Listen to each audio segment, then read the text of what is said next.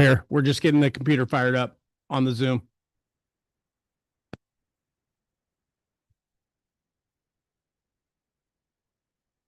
You can still hear me? Yeah, sorry about that. Yes, thank you. Okay. Mayor.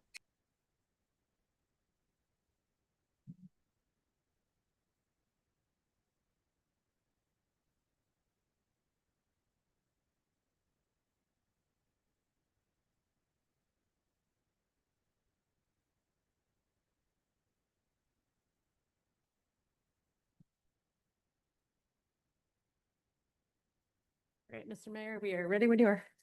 All right, sounds good.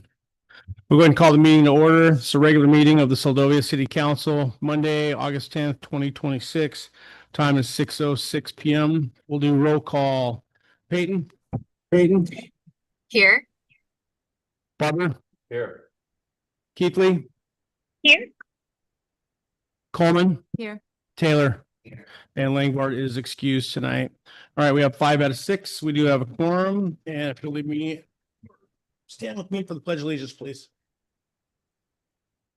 Pledge of Allegiance to the flag of the United States.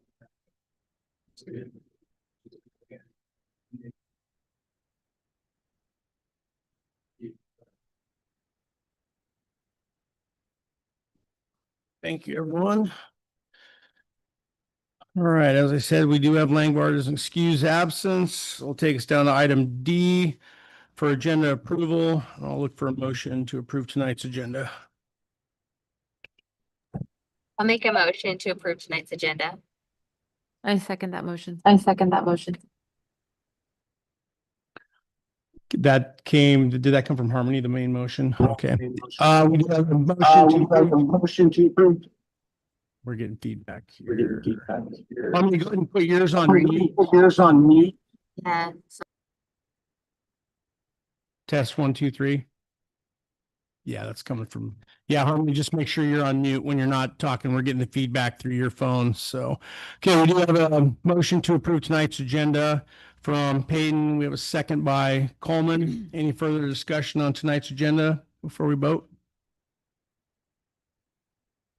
Okay, hearing none, we'll go ahead and vote on the approval of tonight's agenda. All those in favor, Peyton? Aye. Barber? Aye. Keithley? Aye. Coleman? Aye. Taylor? Aye.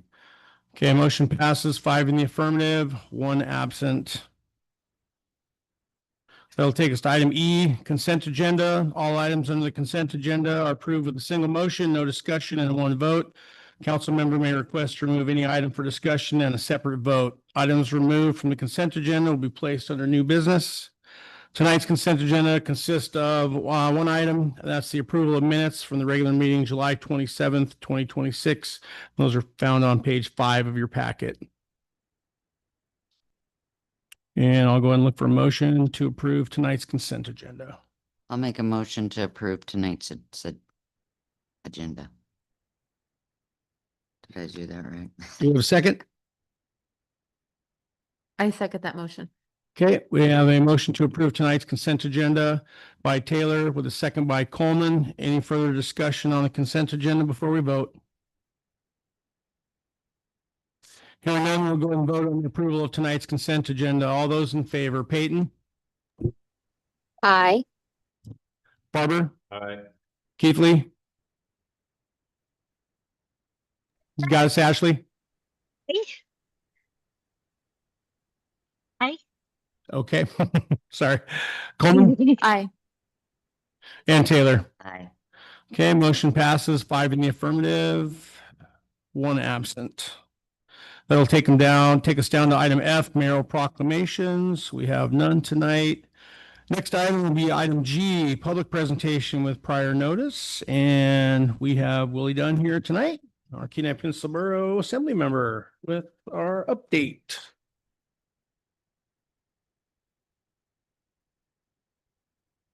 Perfect. There we go. Thanks, Mayor Campbell, and thanks city council members, almost said assembly members and staff. Really good to be here in person. I've attended a few meetings via Zoom, and it's always good to be here in person. Got here earlier today, left Homer, it was dense fog, and got to Seldovia and it's bright sunshine, and always love that. So also, yeah, and even though I don't get to a lot of these city council meetings, I try to stay in touch with what's going on in the city with the minutes, and actually often communicate with the city manager and the city clerk.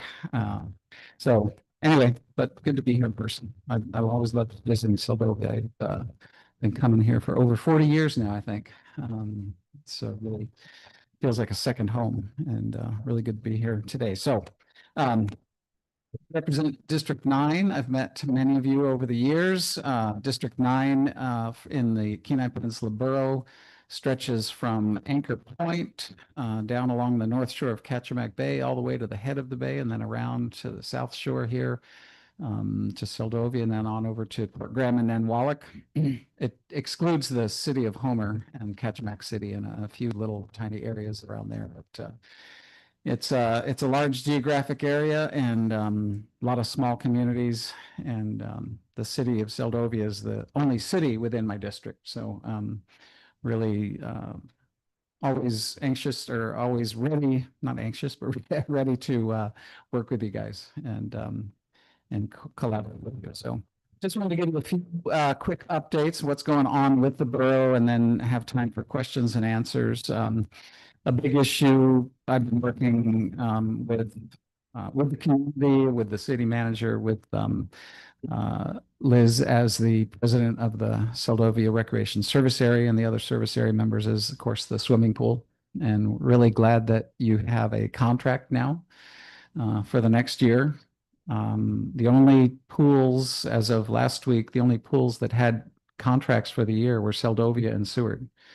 The other swimming pools are, the communities are still working on contracts being finalized. They've gotten extensions and they're operating, except for Ninilchik. Ninilchik did not find a way to fund their swimming pool. So the pool is closed in Ninilchik, which is really sad. That community tried to, or attempted to create a recreation service area like you guys have, and that failed at the polls. So they didn't have any effective funding mechanism to keep their swimming pool open. So, and the idea of a recreation service area has been talked among other communities. We actually have a question on the ballot this fall in November for the community of Sterling to create a recreation service area. It won't be on your ballot. It'll only be for the residents of the Sterling area, for them to decide whether they want to create a recreation service area or not. The other recreation service areas up around Nikiski, which has a fairly small mill rate, but a very large budget because they have a lot of oil and gas properties in their area. And I'm sure some of you have been to the Nikiski pool. It's not operated by the school district, unlike the others. It's operated by the recreation service area with a hefty budget from benefited by the oil and gas infrastructure in that area. So you know, I'm sure you all realize that part of the reason that the Seldovia, the Susan B. English swimming pool, was able to stay open was because hard work of the community, including people in the room here who worked with the community and surveyed the community and asked if the community was willing to pay extra for the swimming pool in the form of an increased mill rate. So the service area mill rate was increased from 1.0 to 1.75, and that gave you guys enough of a budget to keep that pool open for the next year. And it's kind of an experiment. You guys are kind of leading the charge on keeping pools open in communities since the school district has had such drastic budget cuts over the years. You know, they've been talking about closing the pools for a couple of years, and finally happened. And I think that recreation service area model is a very helpful one to help with community assets like swimming pools. And I know how important it is. I got lots of letters and comments and phone calls about wanting to keep the pool open. So we're really glad that that's open for the the coming year. Couple of other things. I've heard some issues around the Rocky Road landfill there, or Rocky Ridge landfill. There's a new contractor. I think that contract is either very close or has been signed. I was really sad to hear the passing of Jim Tompkins and or Hopkins, I'm sorry, Jim Hopkins, and that required a new contract. And we also have a new solid waste director. So I don't know if any of you worked on landfill issues, even though it's outside the city. Our acting manager, Eric Lervig, was doing a pretty good job, but they finally got a permanent director, Scott Griebel, who was on the assembly, who resigned from the assembly and took the job as the solid waste director. So if you have questions about the landfill, concerns, whatever, feel free to contact me and I can connect you with the director, solid waste director, Scott Griebel. And I think Eric Lervig will still be having some say in what's going on. He's staying on as operations manager. So a couple other things. There's going to be a land sale. The assembly introduced an ordinance to create a land sale. The Borough Land Management Office does this periodically, looks at lands owned by the borough, around the borough. This land sale actually includes a small parcel in Seldovia, in the city, on the south side of the slough, 0.28 acre parcel, and that will be included in it's a live outcry auction on October 10th, and it will be in person and simultaneously online. So people don't have to travel to Soldotna to participate in this land auction. I think the minimum bid for that parcel is $75,000. So the bidding will start at $75,000 and then go to the highest bidder. And if there aren't any bidders, then there'll be a subsequent, I think it's an over-the-counter sale after that. But I'll have to check on the details on that. But I'm sure most of the parcels will be sold in the live auction on October 10th. And just some more words about schools. I know school issues have been large here, and that it's been a struggle to maintain a population of students that allows funding for the school to continue to operate. You're probably heard that the borough closed 4 schools this past year around the borough, and 1 school last year. So 5 schools in the past 2 years have closed around the borough.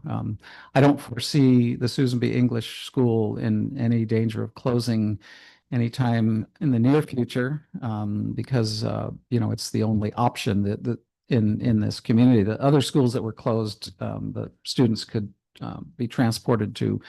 When the Sterling School closed, they could be transported to Soldotna.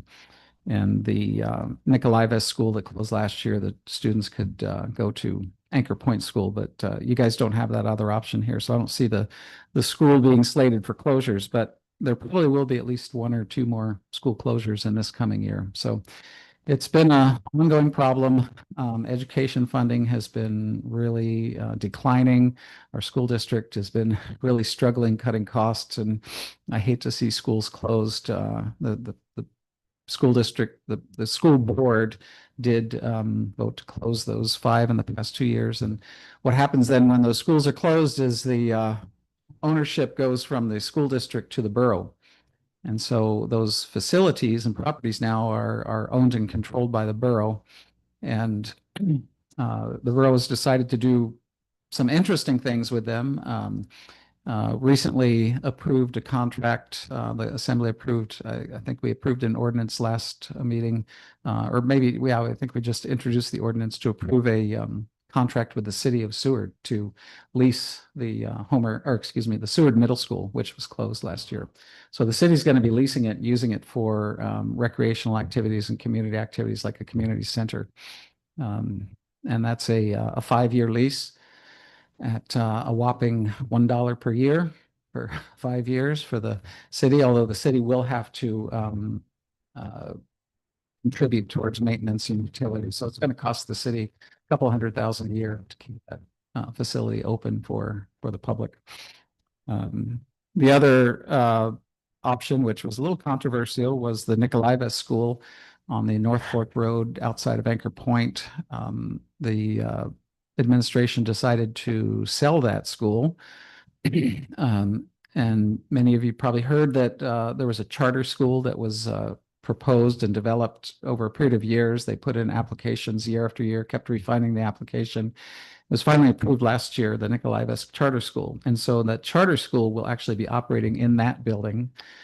In a very unique situation, the community developed or incorporated a private nonprofit, and they proposed purchasing the school property from the borough.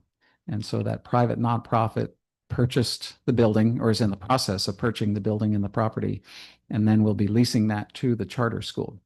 And in very generous terms from the borough, as long as a public school is maintained there. So, and if a public school still is maintained in that building after 10 years, then the payments will be forgiven. So it's basically conveying that building to a school, private nonprofit, but only for public schools. So the charter school is a public school, even though it's not a traditional brick and mortar school. So anyway, we've got a couple other closed school buildings to decide what to do with: the Tustamina School and the Sterling Elementary School. The Sterling School, they're talking about doing a short-term lease to the Department of Transportation when they do work on the Sterling Highway.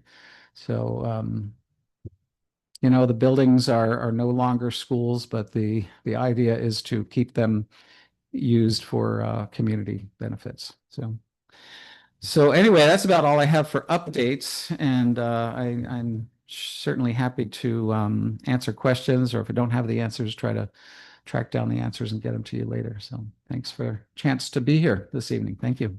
Yeah, sounds good, Willie. Thanks for thanks for the update there. Anyone on council have any questions for Willie?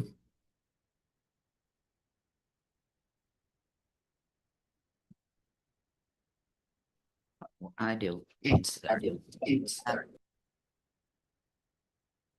was waiting for her to mute. Yeah, you're good Okay. now. How many schools are there on the peninsula? And how many have you shut down? Yeah, that's a good question.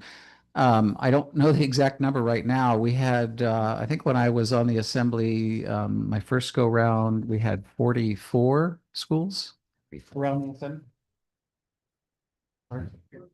42 right now. Okay. I know that, you know, with some of them closing and whatnot, that number has been reduced, but sounds like 42 at the moment. And, you know, they stretch all the way from Seward to Hope to Cooper Landing. There's remote schools over in Tyonek, and of course here and Port Graham and Nanwalek. So, And how many Yeah. have you closed out of the? well, 5 in the past 2 years. And I can't think of any school closures before that in the past 10 or 15 years. And none of those are bush communities? No, because those remote communities, it's not possible to close those schools because of the state requirements requiring a school, any community that has 10 or more school-age children. So those are required by state law to stay open. The school, they're actually calling it a lot of the references to consolidation rather than closing, because when they close a school building, the students will still have a school access available to them. Just not in that community. Is that just for like remote communities like Tyonek, or does Seldovia fall in that? Seldovia is Center for considered, children. the way the state terms it is geographically isolated. So the geographically isolated schools in the Kenai Peninsula Borough would be the bush communities, Tyonek, Nanwalek, Port Graham. It includes Seldovia. It also includes Ketchimek Silo, which is at the end of East End Road at the head of Kachemak Bay, but because there is a road, but because it's not a road up to state standards, they consider that one a geographically isolated community too. So I think those are all of the Bush schools are the geographically isolated.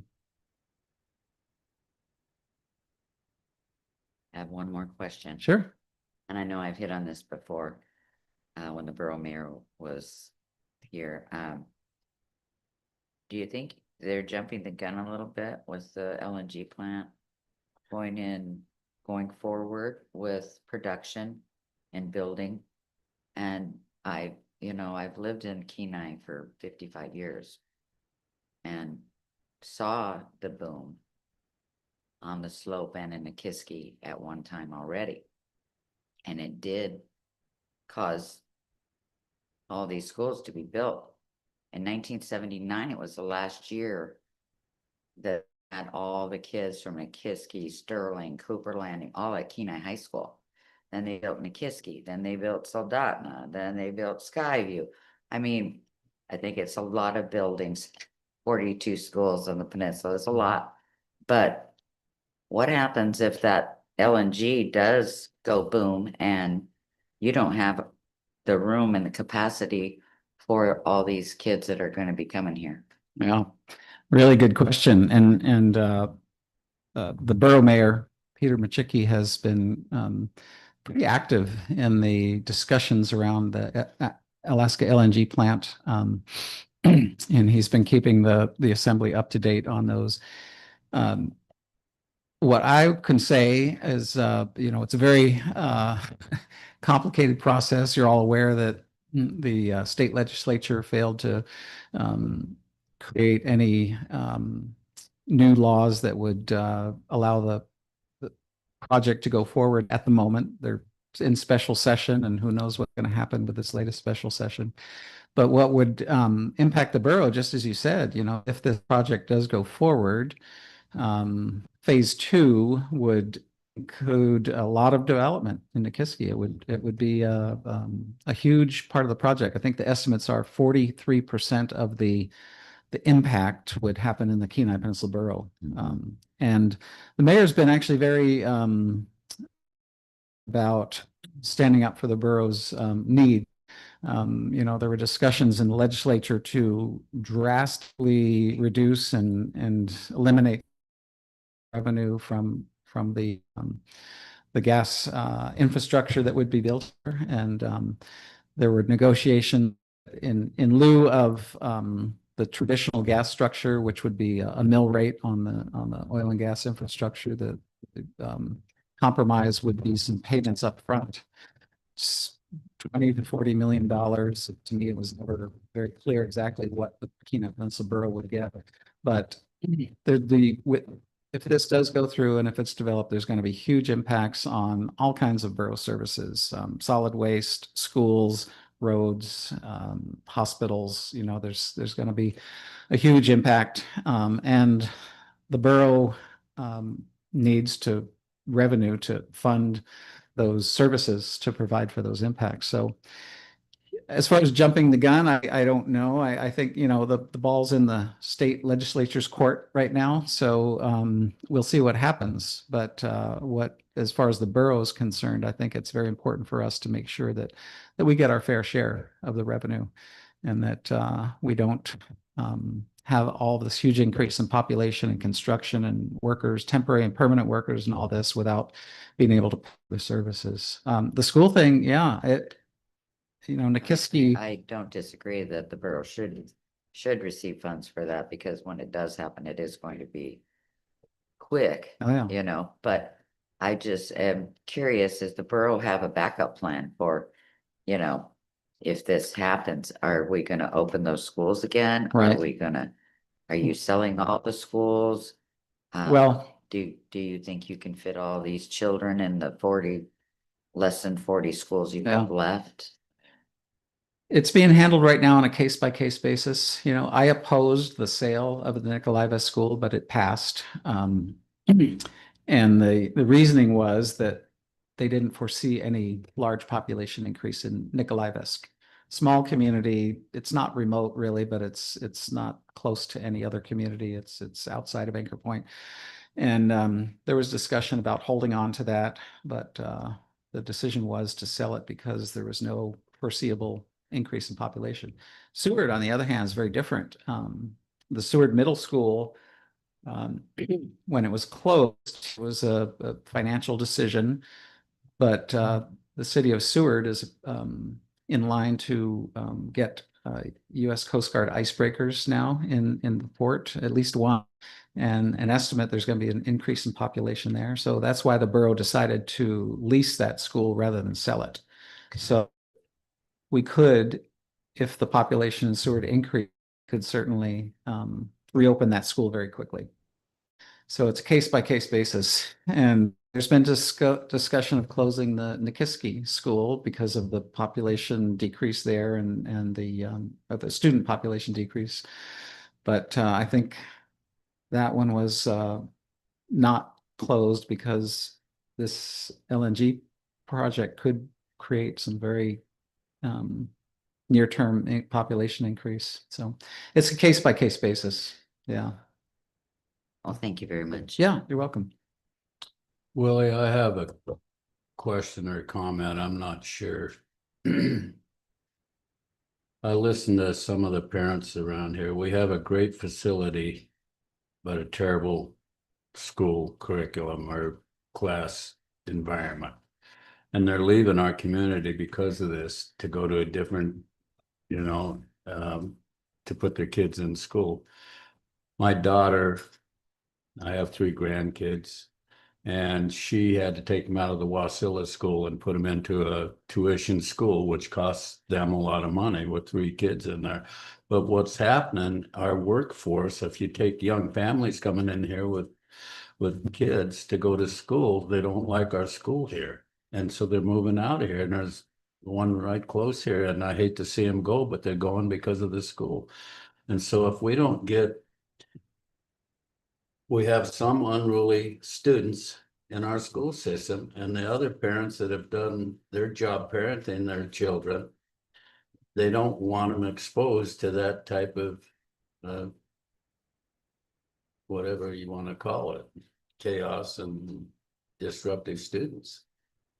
And I don't know if there's an answer for it.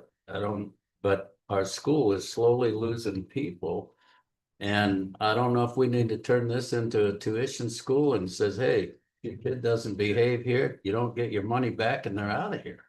Because I ask questions to a lot of the young kids, and some of them are in 6th, 7th grade, based on when I went to school, couldn't pass 3rd grade here. And it's kind of sad. But that's our workforce. And if you want competence here, you got to have families and people that support whatever industry we have here, and they're moving away. And it's sad. But that's what's happening, and that's. You want to make a comment? I do, Okay. because I'm one of those families. And I own a home here, and I voted for the mill increase for the pool. And my family was here before the earthquake. And you're losing kids to these schools because you have substandard teachers. We're at the bottom of the barrel. And yeah, we have less students going to the schools. You have less students going to the schools because the students aren't getting taught. They're unruly because they're not getting taught. And until we start funding our schools and caring about this next generation, of course they're going to close. Right? And we stand up for the pool, but who's standing up for the kids?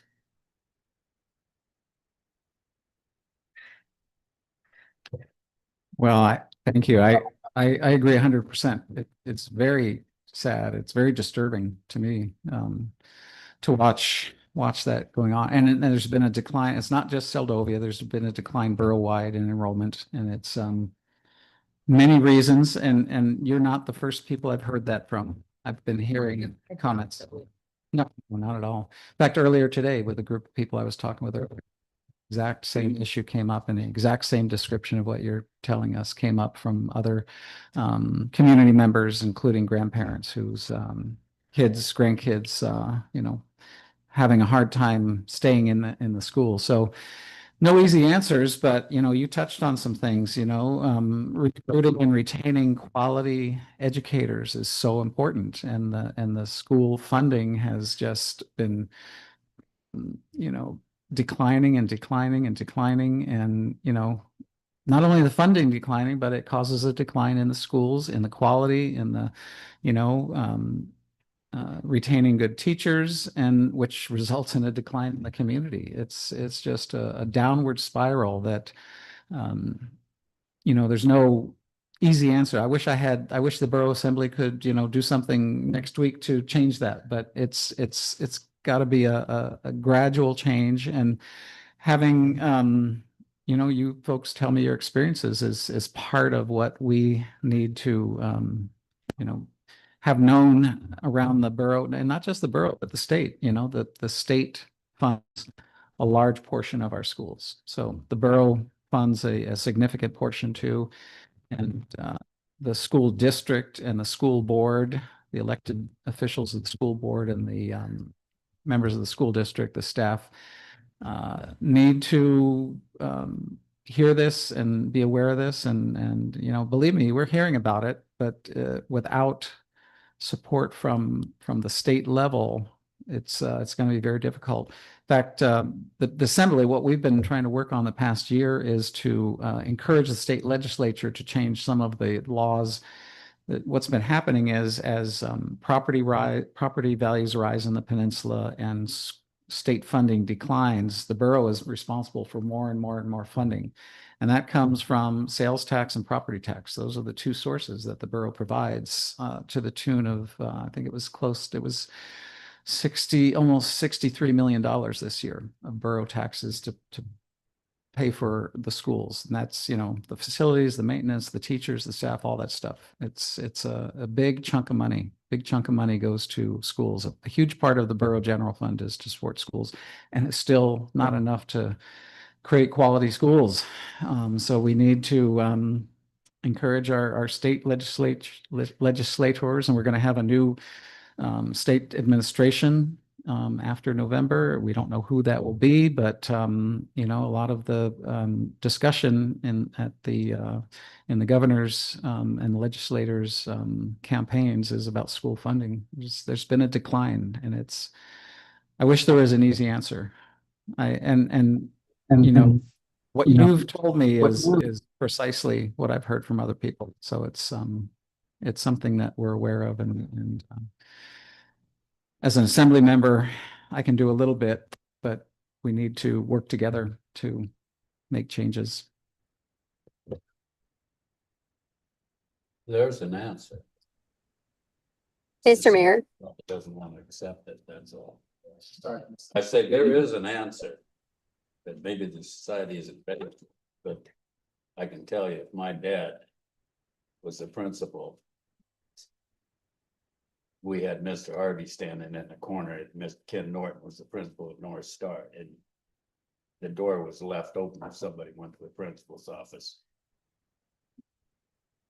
Well, and that discussion's been happening, in fact, earlier today with some folks. Discipline and accountability. Discipline and accountability are huge. And it's tough for the parents that are doing a good job raising their kids and have to go to a public school system, and because of that, they opt to pull them out of there because they don't want school. So that hurts all of us. it pains me to watch that, believe me. Yeah. Yeah, times are different, that's for sure. Harmony, did you have a comment? Yeah, hold on, I have to regather my thoughts here. I do have, so first of all, I work at the school, so I'm gonna abstain from a lot of things that I would appreciate being able to say as a parent of 3 students within that building. And a 4th student potentially, but needing to move to find better, higher quality education is very real consideration, even in our home. My husband is a generational Seldovian, is an Alaska Native. You know, we've we've stuck we've staked a lot of ourselves into this community, and to even have to be at a point where we're considering that transition is not small for us. But so beyond that, one thing that I think could be a potential boon to the hiring process for communities like ours is the way that the budget lays out. I know this is like a big picture, I thought, but the way they hand out contracts at the beginning of the budget season for returning staff, I think the window is too long for them to decide if they're coming back or not. I think it gets to staff too late in the year in order to be able to post positions for potential incoming staff. Because if we're not posting those positions till summertime in some years, for our school, I don't know about other schools, but for our school in particular, there have been times when job openings have been available anecdotally, but not legally until, June or later. And no quality educator is waiting around till the middle of summer to decide where they're going to be, landing. I know for a fact that we have had quality educators who have been interested in the positions that are in our community, who have family ties here, who have a realistic picture of what it would be like to live and teach in Seldovia successfully, but it's just not a competitive position because of the way those contracts go out. And so I know I know it's not an easy thing to address because of the bureaucratic process of it all. I know that a huge part of it relies on what the school board, how they allocate funds, all those things. I understand that, but I do think that we need to be louder about advocating for places like us. We are an incredibly hard place to staff because even though we are remote, we don't have as much like native funding per se for, like housing we don't have teacher housing. We don't have so many little things like that might make a position in Seldovia more competitive for a quality educator. We are off the road system. It's more and more expensive every year just to buy groceries for an individual, never mind somebody who might move here with a family. The list goes on, but I do think that the Board of Education should come have a meeting in Seldovia. They go to Seward. They're all over the place in Homer and everywhere else. They should have to come here. We have to go there. They should have to come to our site, look at our parents in the eyes, hear our testimonies, not just over the phone, not where they can just dismiss us, and come here. Stretch your legs and see what it feels like, what the lift is to get to Seldovia, and think about what they're asking when they ask educators to move here at the rates that they are asking them to move here, and just be more realistic. I know we're a small community. We can't grow if we don't have those services to provide. I'm sorry, I know this wasn't concise.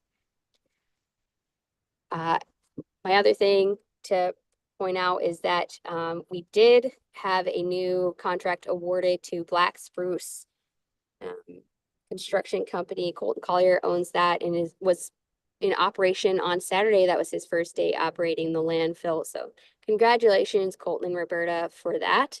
Thank you, Willie Dunn, for coming, and I will stop trying to butt in on the meeting. Okay, thank you, Harmony. Thanks. And I, I'm taking notes. I also, even though we're different bodies, I communicate pretty regularly with school board members on the Southern Peninsula, Tim Doherty and Ashley Waddell. So I try to keep a conversation going with them and make sure that we're all on the same page. I hear you. It's a very education is a very personal thing for me too. My daughter is a K through 12 graduate from Kenai Peninsula Borough Schools. She went to McNeil Canyon Elementary and then Homer Middle and graduated from Homer High and participated in the programs with the local Kachemak Bay campus of the college. And she got a great education. I thought she's thriving now as a young adult. And she has 2 young kids. She lives in Anchorage right now. Hope someday she'll move back down to the peninsula. But you know, she said something that broke my heart last year. She said that they're considering moving out of state because of the situation of schools in Alaska. So it's a statewide thing. You guys certainly have unique challenges here, unique issues and unique problems. And you know, I really feel for you and will do what I can, but it's a statewide problem. And yeah. I hear that my daughter would consider leaving the state because of the condition of the schools. It's just, to me, it's unacceptable. So all I can to help make positive changes. Thanks. Yeah, thanks, Willie. You can see, I mean, obviously it's a good cross section of the community, you know, folks that are on the council and folks that you talk to. And yeah, it's a pretty heartfelt, passionate issue for a lot of people, you know, and I thank God my kids are all grown, but I got 5 grandkids and, you know, the one's first year in kindergarten this year, he's going to an alternative charter school. My daughters can't even deal with it because, you know, I got a 13-year-old that the answer going back to discipline right now and he goes to school in Anchorage, they just immediately suspend him. Either there's no in school, there's no anything. And he's got ADHD, so he's got some issues. But that's what they do. You're out of here 1 day, 2 days, 3 days. So I look at that and that just repetitive over and over. And I'm like, man, this kid's he's failing. The system's failing him. I mean, yeah, he needs his butt whooped is what he needs. And he needs some organized way of discipline. But yeah, when you just boot the kid out to go home, parents are working. I mean, it's just a disaster, you know? And so it's a tough issue. There's no good answer here to solve this in the short term, but I think getting back to, some of the basics when we were all kids and we all remember how we went to school and we didn't screw around back then because of the way, I mean, discipline was a real thing back then. And I'll just say it, and I say it all the time, and I don't pull any punches.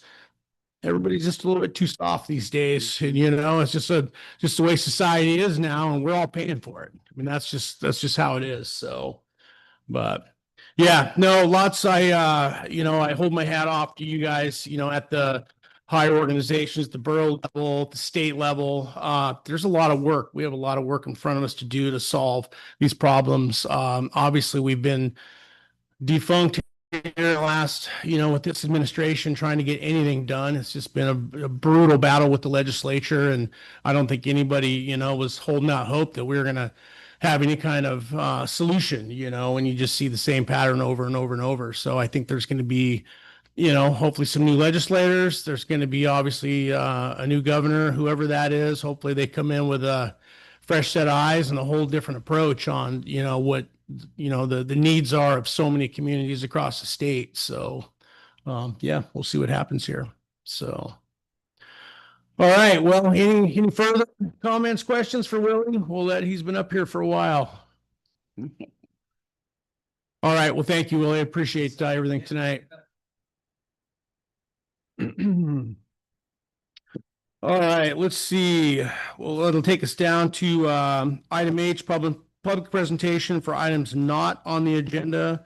Let's see. I know Josh and Marcia, you guys are here to comment. You got some, yeah, why don't you guys go first, and then I think Brent, you're going to go after, you'll follow them.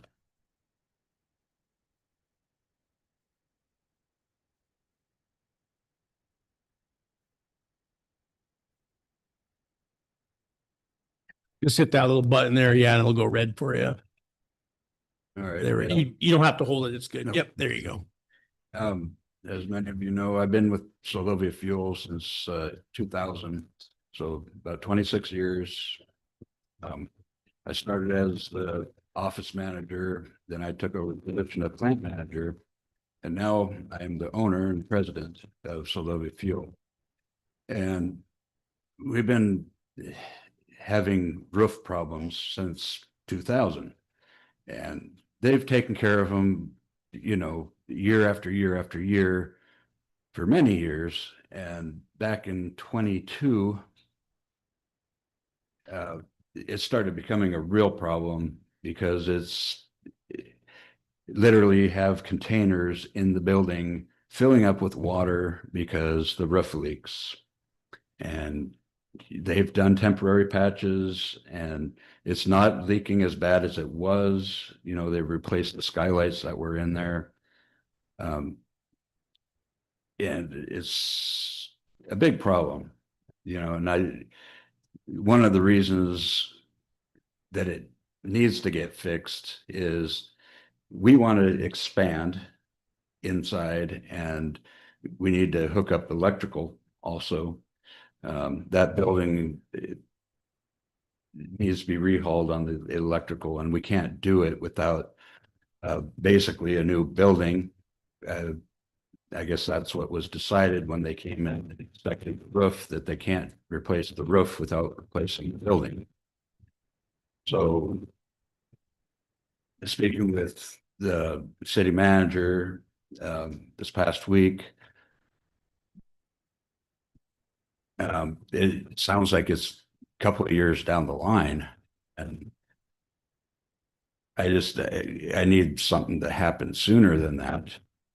And I guess what I kind of want to propose is, you know, since you guys can't do it in a timely manner, that maybe that you guys would donate the building, the property to me so I can renovate it and put up a new building around it or tear it down and get something going. So we could make some progress and it be additional income, you know, to the city. That's pretty much where I'm at with it because it just keeps getting delayed, and they can't even fix the roof really. I mean, it's As the building. yeah. And it's like this past winter, we had the back wall actually detached from the foundation and it was pretty bad. We had rain coming in, flooding into the sidewalls of the building because when it was raining real hard. And I mean, I had videos of it and stuff. It was pretty nasty. And what I'm concerned with, I mean, we get another one of those storms this winter. I mean, it can't happen right, probably this fall, but I mean, I hope to get it done as soon as possible. But I mean, what happens when we get a nasty storm like we had last year, where it rips off the roof or the walls? You know, our warehouse would be exposed and we'd have damaged goods. But anyways, I'd like you to take that in consideration. And would you like to add anything? Yeah, Josh, I know that's, we've obviously, if you've been following the meetings and stuff, that's come up a number of times now. I've been trying to, you know, come up with a short-term solution. And I think after this last, you know, report on the shape of the building and stuff, we realized that we're in a tough spot right now. So, yeah, as you well know, I mean, for us to, you know, go out and seek funding, yeah, if we could snap our hands and figure that out tomorrow, we certainly would like to. I mean, as the landlord, you know, we're the landlord, you guys are the tenants. Obviously, it's our responsibility to make sure that you guys are in a building that, you know, works and is safe and all of that. So, did you guys talk any further at all about any additional possibilities of the value added building? I mean, just even in concept or?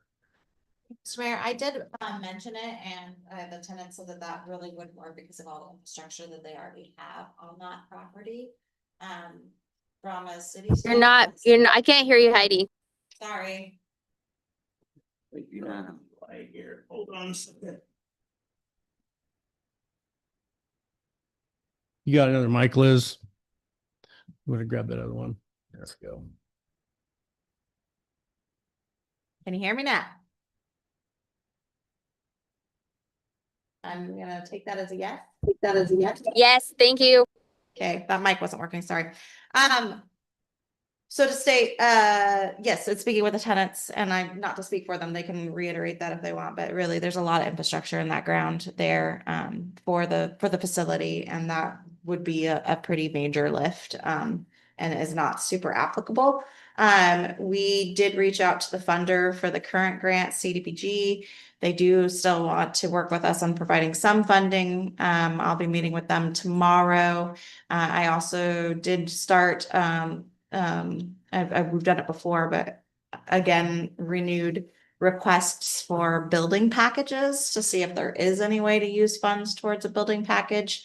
There's a lot of pieces to consider with the takedown of the existing building, the actual structural integrity of the existing pad because it's so, because it was built in the 60s, and an overall building of the new structure. So package might not be that expensive, but the rest of the work around it. So maybe if the council does want to consider the request of the tenant, we could have further conversation of what that looks like and if there's ways we can support, or we can continue to look at what we can do on our end with what we do have. But long way to say that we all know it takes years to get to a point where we can fund a full building. Yeah, and I think we're at the point now where we may have to start, looking at least having some discussions, and thinking outside the box here on how to solve this problem. So, yeah, I think, not to air it all out here, but certainly if you guys have started initial discussions, and I think Heidi, that we need to probably go into, have a couple work sessions and start talking through this, how we go about this. Yeah, because funding wise, best case, we'd be looking at 2, 3, 4 years likely, before we could even find the funding. And then you got to go into design, maybe we could come up with, some more design money and get that piece rolling. But yeah, that doesn't help you guys in the, in the short term here. So, yeah, no, I appreciate you guys coming in. We know this is a priority, and it's a little bit of a conundrum for you guys as well as us. So, well, it's a lot for you guys, I know, because it's your livelihood and it's the community's only fuel source. So that's a big deal. I mean, obviously that's super important to everybody that lives here. We can't be without a fuel source. So, yeah. Yeah, and I mean, 2 to 4 years, and who knows if the building's even gonna be standing then. I mean, if the roof caves in, the walls are gonna be next because the wind's just gonna rip them right off. Yeah, no, I know. It's the report was a little eye-opening on, that and we know it's an old building. So I mean, I've been in there and I've looked at it myself, and yeah, you start looking at the spans on everything, the material thickness on everything. It is certainly light duty by today's modern standards for sure. So yeah, no, we will, we got to make it a commitment that we'll get some discussions going, and you guys all obviously have to be part of those discussions to come up with some sort of solution here. So. I just had a question, Mr. Yep. Mayor. Is it possible, would one of those options be that they could purchase the building? Is that on the table that we could actually, maybe bring that forward in the work session and see if would that be doable?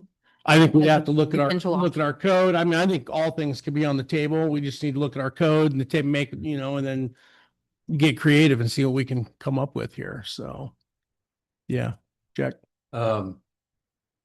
This is kind of a sore spot with me because I made a comment about replacing the building when we had these repair prices that we're looking at 200,000 to fix the roof. I don't know what the number was, but I felt like it was putting good money on top of bad.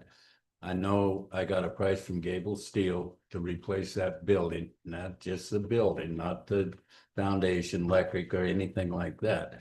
But you're at a point where its useful life is coming to the end of the road. And to stick a couple $100,000 into that building, to me, doesn't make sense. When there's a new building out there that with stamped engineered drawings that this state that we could replace that building. And now you have the value, in a new structure compared to what you have there. Anyway, that's. I hate to see you put a bunch of money into that old building, and I know it's a patch job and it gets them by further, but there's a point where you're gonna have to just cut your losses and say, hey, it's time for a new building. Mr. Mayor, Yeah. I mean, we're at that point, Jack. Yeah. We can't fix it. We have to No, replace I it. know that, but when we were looking at, on the agendas approving the, The roof. what was the number, 200? Yeah, it was a couple $100,000, but you guys know the process. Nothing happens. It just doesn't work that way, unfortunately. I wish it was the old school days and we could sit up here and just say, yeah, we're just going to build you a new building right now. That'd be great, but we can't do it. I mean, number one, engineering and Jesus, that's going to take 6 to 9 months just to do engineering on that. You know, not just the building. The building, I know we can buy the building tomorrow.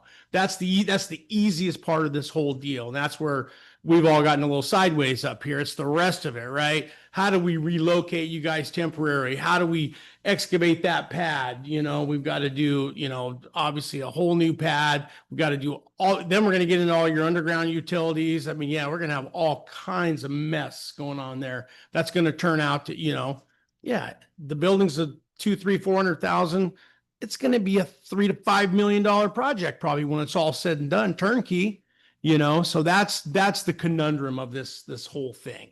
So, and then what do we do in the interim, in the 12 to 15, 18 months of the life cycle of the project to get the project done? How do we continue to serve the community on with fuel and stuff while we've got everything torn apart? So yeah, no, there's going to have to be some planning, and it's going to have to start happening here in very short order to make sure that we keep, everything, keep you guys serviced, keep the community serviced, all of that. So, yeah, no, it's time.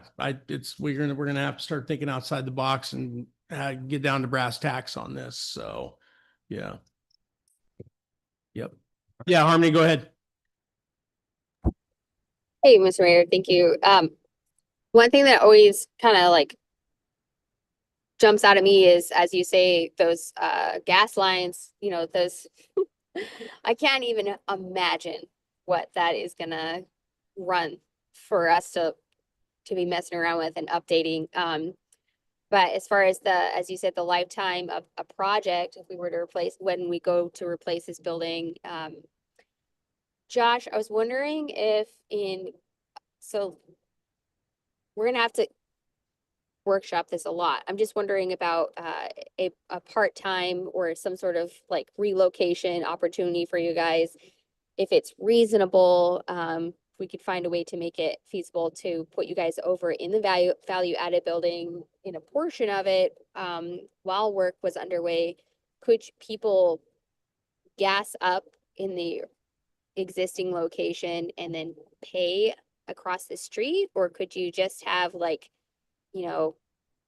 just for this, I'm just wondering, for the sake of the overall long-term conversation of not shutting down the fuel service, the fuel part of the service while this big picture construction project is underway, how do we help prevent you guys from losing out on that component of it? And how can we best move forward with that piece of the conversation? Because in my mind, that's always like the biggest, would it be easy to run lines across the road?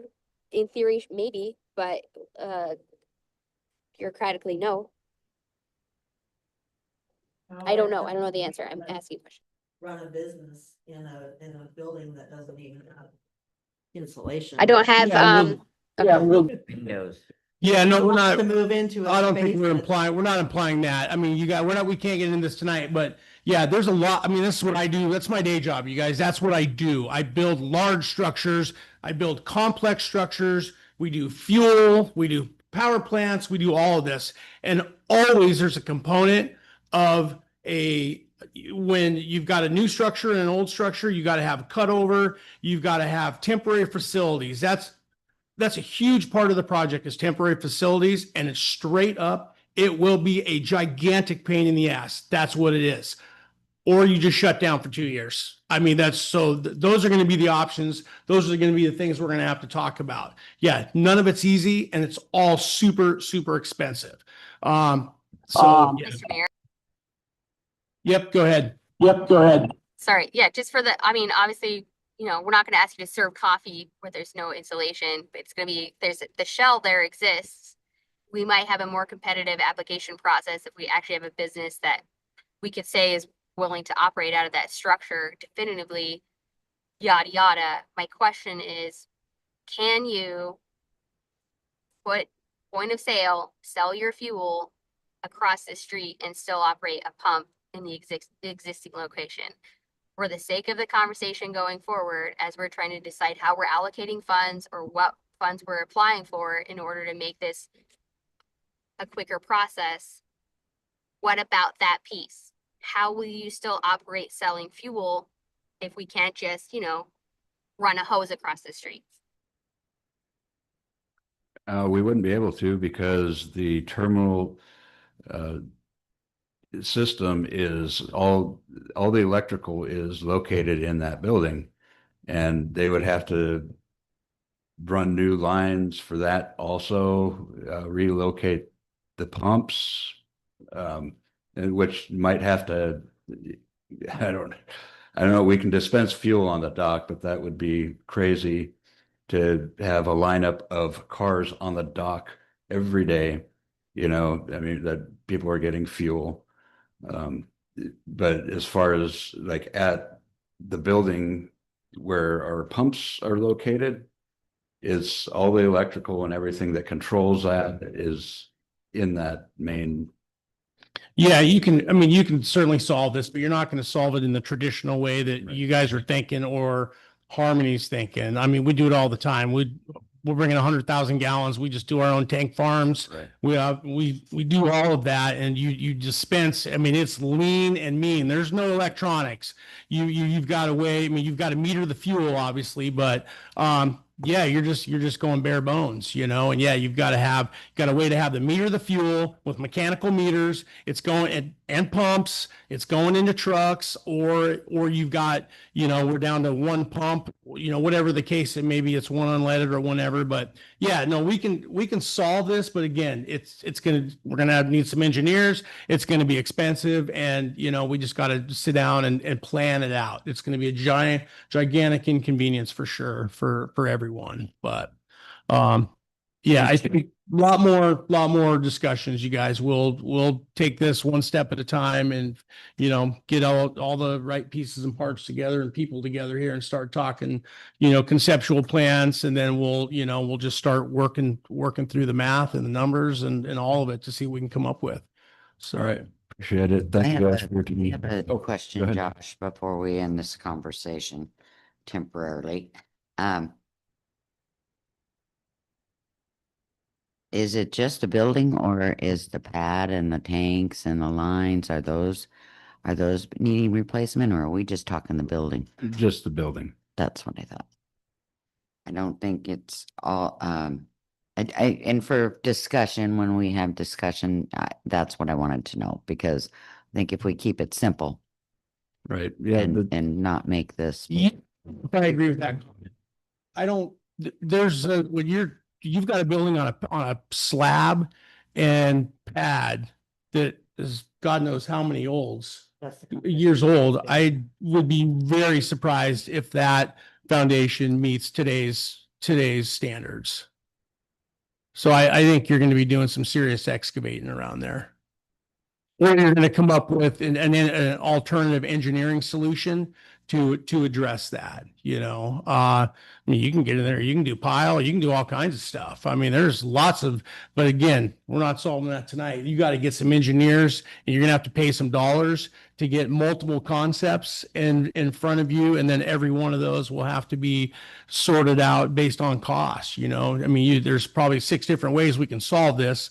Some are going to be real expensive, some will be less than others. But yeah, no, it can be solved. It's just all takes money and time.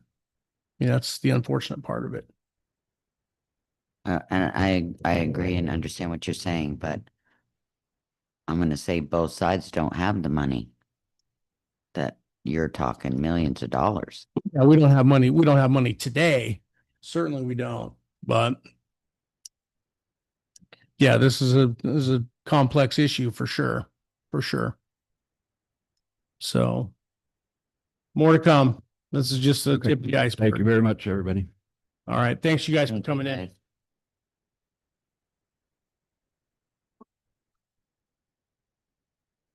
guys. Mr. Johnson. One more. There you go. Perfect. Thank you. Members of the city council and staff, appreciate just a few minutes. I'm Brent Johnson. I'm a former assembly member for 12 years. I'm running for State House, District 6. And appreciate the said about it because he's got the expertise to do that. It's the kind of thing he does in life. And so conversation about the school, I've been aware that the city of Seldovia, or the school here in Seldovia, has problems for some time, and I think that there are solutions. And again, it's a matter of taking,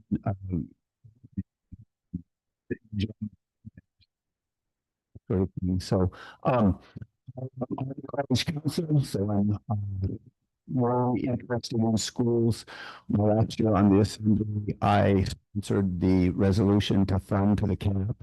I felt like the schools have just been shortchanged over a number of years, and I felt it was really important to know that.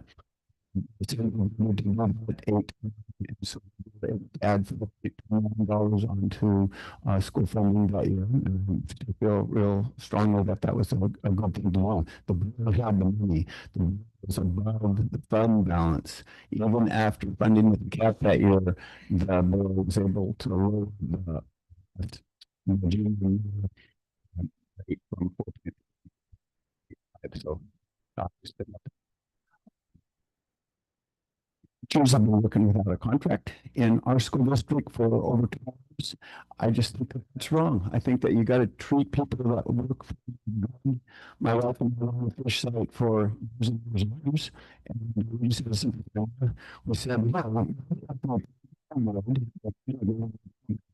let's just see how that works out. I made a lot of money. The crew was happy. We had sued or had any of those things that you hear about from other people from time to time. And if it wasn't for a bit of my wife and I would still be doing that.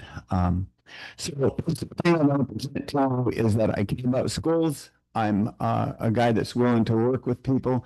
I was on the Keenan Fishing Game Advisory Committee for many years. I was on the Keenan Peninsula Fishermen's Association for many years, president for many years. I was on Cook and Aquaculture Association, president for 15 years. I'm still on that.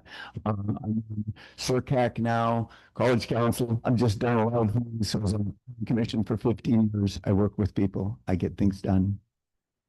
That's all I got to say. And I really appreciate, one last thing. I was born in it just happens to be what most people will be. And it wasn't my choice. I was just lucky.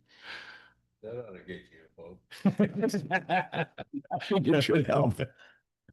You answer any question. Any questions for Mr. Johnson here this evening? Thanks a lot. Thanks, Brent. Appreciate you coming in. Coming. All right. Do we have anybody else, Liz? Anyone else in the audience? All right. Mr. Mayor, Yes. may I request we take a small break to use the restroom? Yes. Let's take a 5-minute recess here and folks can use the restroom or whatever they need to do. You bet.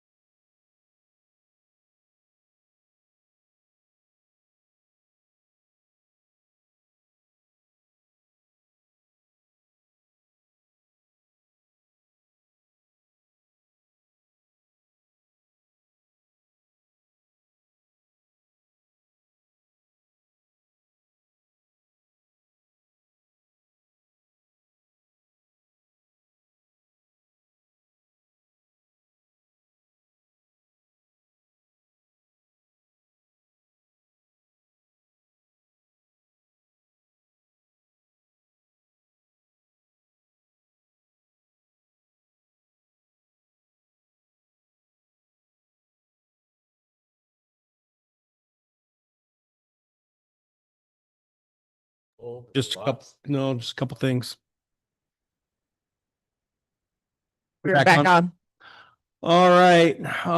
Yeah, Ashley and Harmony, if you can hear us, we're gonna go ahead and get started again. It'll take us down to item I, Committee and Advisory Board reports. I don't think we have any scheduled for tonight. Item J, Administrative reports, none. Item K, Public hearings. Item K1, Ordinance 27-01.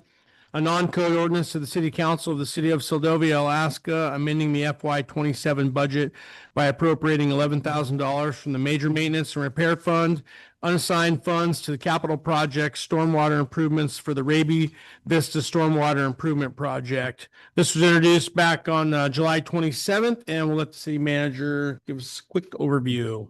Mr. Mayor, yes, this is page 8 of your packet. And this is that stormwater culvert project. If you remember, we've been talking about this for the past year or so.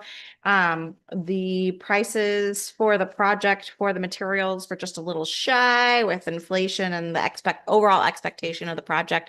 We're actually going to put in a couple more culverts than we initially anticipated. And so with that, there's just a little bit more of a cost of materials. The grant is covering, it was actually 17,000 in materials that we bought.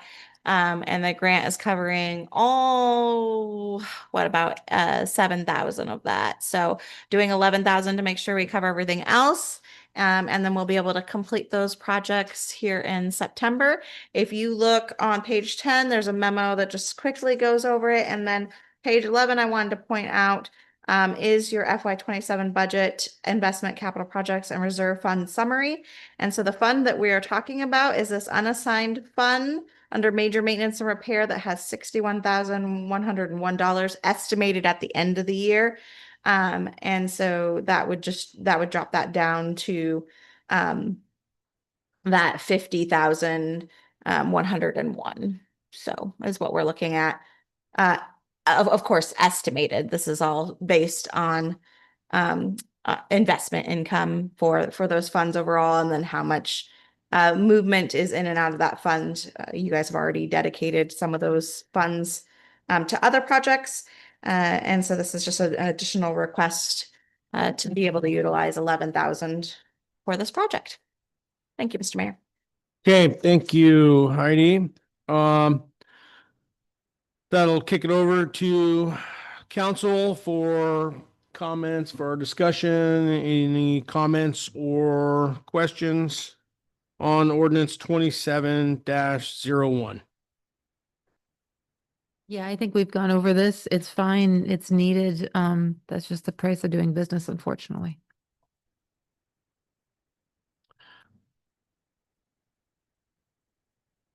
Are you cold, Jackie? Thank you, Amon. Anyone else? Questions, comments on ordinance 27-01?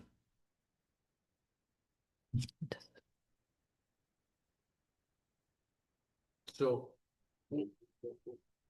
where is this? I'm not sure I know where this improvement's gonna take place at in the city here. Thank you through the mayor. I was realizing I probably should have put part of that design in here. So if you want to come down to my office tomorrow, I can show you the design of the project. We're at 95%. We just had to wait for a utility. We just did a utility survey so that we can get the 100%. So what this is going to do is the Rocky Raby intersection by The garbage dump? yeah. So it's gonna take out, there's an old culvert, there's 2 old culverts there that are in not great condition. It's gonna put in a manhole and some additional Okay. culverts. Yep, and then ditch down the side and then put a culvert in across the end of Frank Raby. Well, I guess it's the beginning, I don't know what we were called, on the airport side, and then push it into infrastructure that goes across the slough. So cleaning up that, we have some pipes in the area that we identified in our stormwater management plan a couple of years ago that were in pretty rough shape and a pretty high priority. The other end of the project is Vista. So we're actually completing 2 projects with these funds. And Vista, where we know we have a lot of water moving, a lot of corrosion of pipes. We're going to add some additional culvert and drainage rock at the top of the road. direct it down through a ditching and drainage system, drainage rock and ditching, and then culverts under the driveways down the side of Vista. And then we're actually putting in temporary culvert that's going to have a little bit of a longer distance from the, I guess, the south side, southeast to the northern side of the road. The culvert there is in bad shape as well. And the recommendation is to relocate it and make it a little bit longer. However, our sewer is coming right through there into the manhole. So we're putting in 3 temporary 6-inch pipe with a catch basin system so we don't get rocks and things in it. And then once we replace the sewer line, we can put in the full standard size culvert. That was how we were able to problem solve that area, but definitely trying to better direct water flow. And after this winter, we can definitely see it's needed, and not in just these areas, but it's a good start. Are we doing this ourselves, the city doing this ourselves? Is this a bid job going out, somebody else is gonna do? So for this project, we are doing it. We already had intention of replacing those culverts. So now we have a portion of the culverts were purchased through the project. We're purchasing the rest of them. But the labor is included in the project itself, as well as HDR, who's the firm that we did our engineering with, will be on site for part of it, just to make sure that we're doing it the way it was engineered, because it's not just a straight replacement. We're actually improving those systems.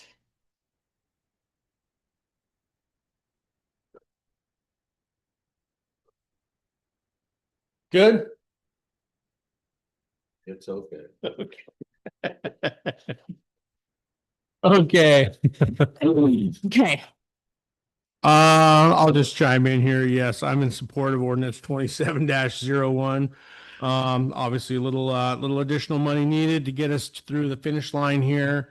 As the city manager just said, we're going to be solving, a couple of many of our issues around. So we just keep chipping it away.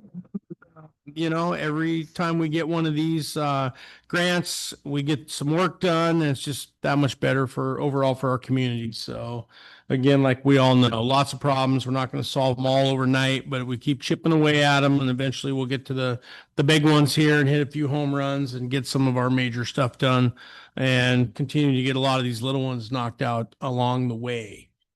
So, all right, any additional comments, questions on ordinance 27-01 before we go to public? Okay, hearing none. Liz, anyone from the public online that would like to weigh in on ordinance 27-01? I am not seeing any hands, Mr. Mayor. Okay, we will bring ordinance 27-01 back to council for final action.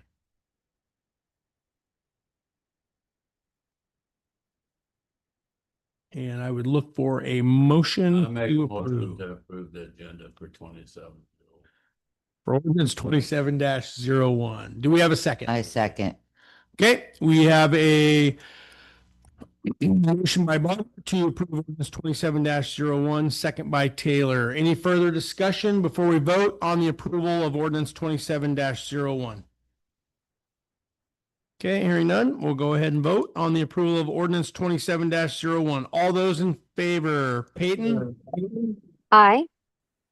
Barber? Aye. Keithley? Still there, Ashley?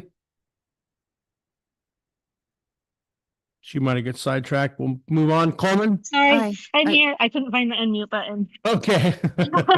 Aye. All right. Keithley's an aye. Coleman? Aye. Taylor? Aye. Okay, motion passes with 5 in the affirmative and 1 absent. That will take us down to item L, unfinished business, none. Item M, new business. Item M1, request for reconsideration. This is Taylor and Langbart. Resolution 27-02. A resolution of the City Council of the City of Seldovia, Alaska, awarding Pink Llama Sopri a 1-year lease with the option for one individual 1-year lease renewal at a monthly base rent of $298 for Seldovia Space Suite 104 located at 259 Lithia Lane, and authorizing the city manager to negotiate and execute the appropriate documents. This was approved by council on July 27th, 2026. Be found on page 15 of your packet. And Heidi or Liz, want to give us an overview of where we're at with this? Hey, thank you, Mr. Mayor. So on page 15 of your packet, there is a short memo. As the mayor stated, this is a request for reconsideration on the approval of resolution 2702. And you'll see in the memo, there's just a brief summary that during your July 27th meeting, council approved resolution 2702. And on July 28th, council members Taylor and Langwart each submitted the attached written request to reconsider that resolution 2702. That applicant was notified that resolution 2702 had passed, but that there were requests to reconsider. So currently that applicant has withdrawn their application to lease Seldovia space.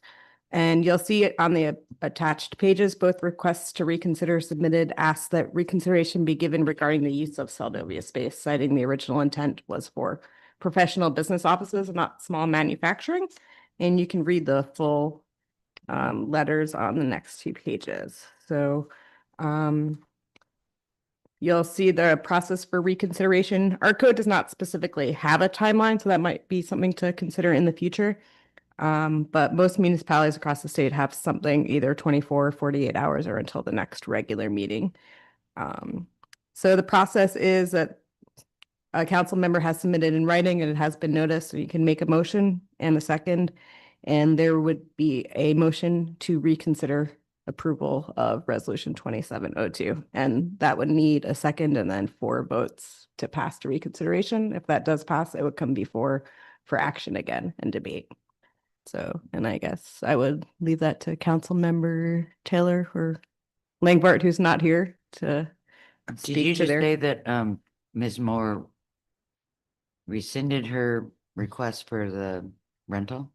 That is still my understanding that she has withdrawn her application. Where is this space that we're leasing?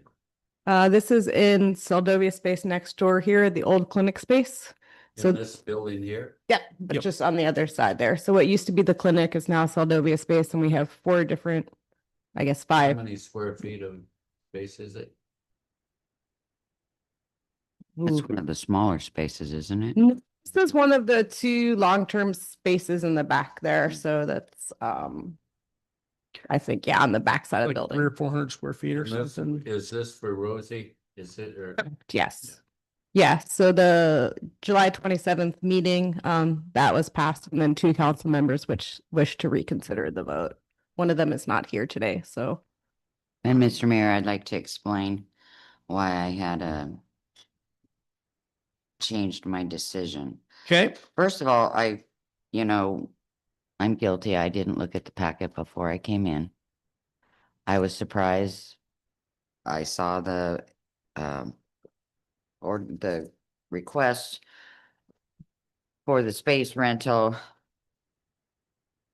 as I got here at the council meeting. We didn't have a full council. There were 3 people missing. And in the original ordinance, which I was working for the city at the time when that space was changed, an ordinance was made for a professional office space. So when we were discussing it, I mentioned even that that's not the purpose of this space. We have a lot of rental places in town for small business. And I felt like we jumped into a decision and ignored the ordinance to the building. And after I spoke with Heidi, because she wasn't real happy, but when she read the ordinance that was made for this building, it states in there that it was for professional office space only, not retail, not factory. And I'd like to keep it that way. It's the one building other than SVT and that's SVT. But that we have in our town for professional office space. And I didn't feel good about the vote. I didn't want to vote. Yes, I did. I shouldn't have. And I would really like to keep that space with the intent of what it was created for. And I no offense to Miss Moore. It wasn't personal. It's just, I was there when that building was redone and restarted and made it an office space for people here. And I would really like to keep it that way. Jackie, is there a demand for professional office space here? We have what, 4 spaces rented for office space, 3 or 4? Through the mayor, we have 2 rented right now. We have 2 open, and one of those 2 is currently being used as an overflow for the city office. So there's the 1 space that was approved in this resolution that's open right now. Exactly. So I guess my concern is you're better to have part of something than all of nothing. If there's nobody to fill that space and we can collect revenue off of it that's how on a things 1 year. and that's how ordinances get lost and becomes messy. I I just- agree completely, actually. I just with, think that, you know, we can't always think of about the dollar you're gonna make. $295 is not a million. That's a And pretty I'd like to nice keep fee. I'd like to keep it what it was intended for, an office space, because then you run into, you know, you're gonna run into problems. If you have, not particularly with this factory or business. What if somebody wants to open a store in there? We're changing the ordinance. We're changing the integrity of what that space was created for. And I don't think, you know, if we keep doing that for the sake of money, then it becomes wishy-washy and that's how I feel. Is there any way we could allow this for the term of the 1 year and then reevaluate it?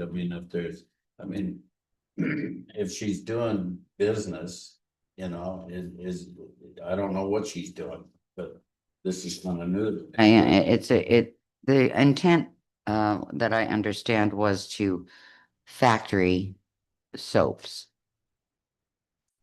And we have 2 other, possibly 3 other office spaces in there currently being used.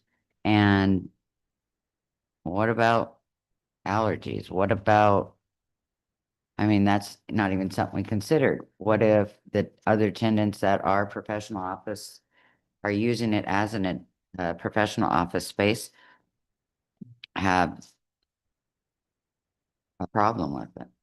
I agree with Jackie. I have to weigh in on this. I'm sorry, but I think it's an office space. Again, there aren't any, in this town that's and with so many people being able to work from home now, I just feel that it ruins the integrity of the building. If someone's trying to work quietly, and we've got people in and out of that, I think I think we need to keep it as it is because we have successfully had veterinarians that comes back and does that. I mean, we have, it's been a clinic before, all these things. I feel like,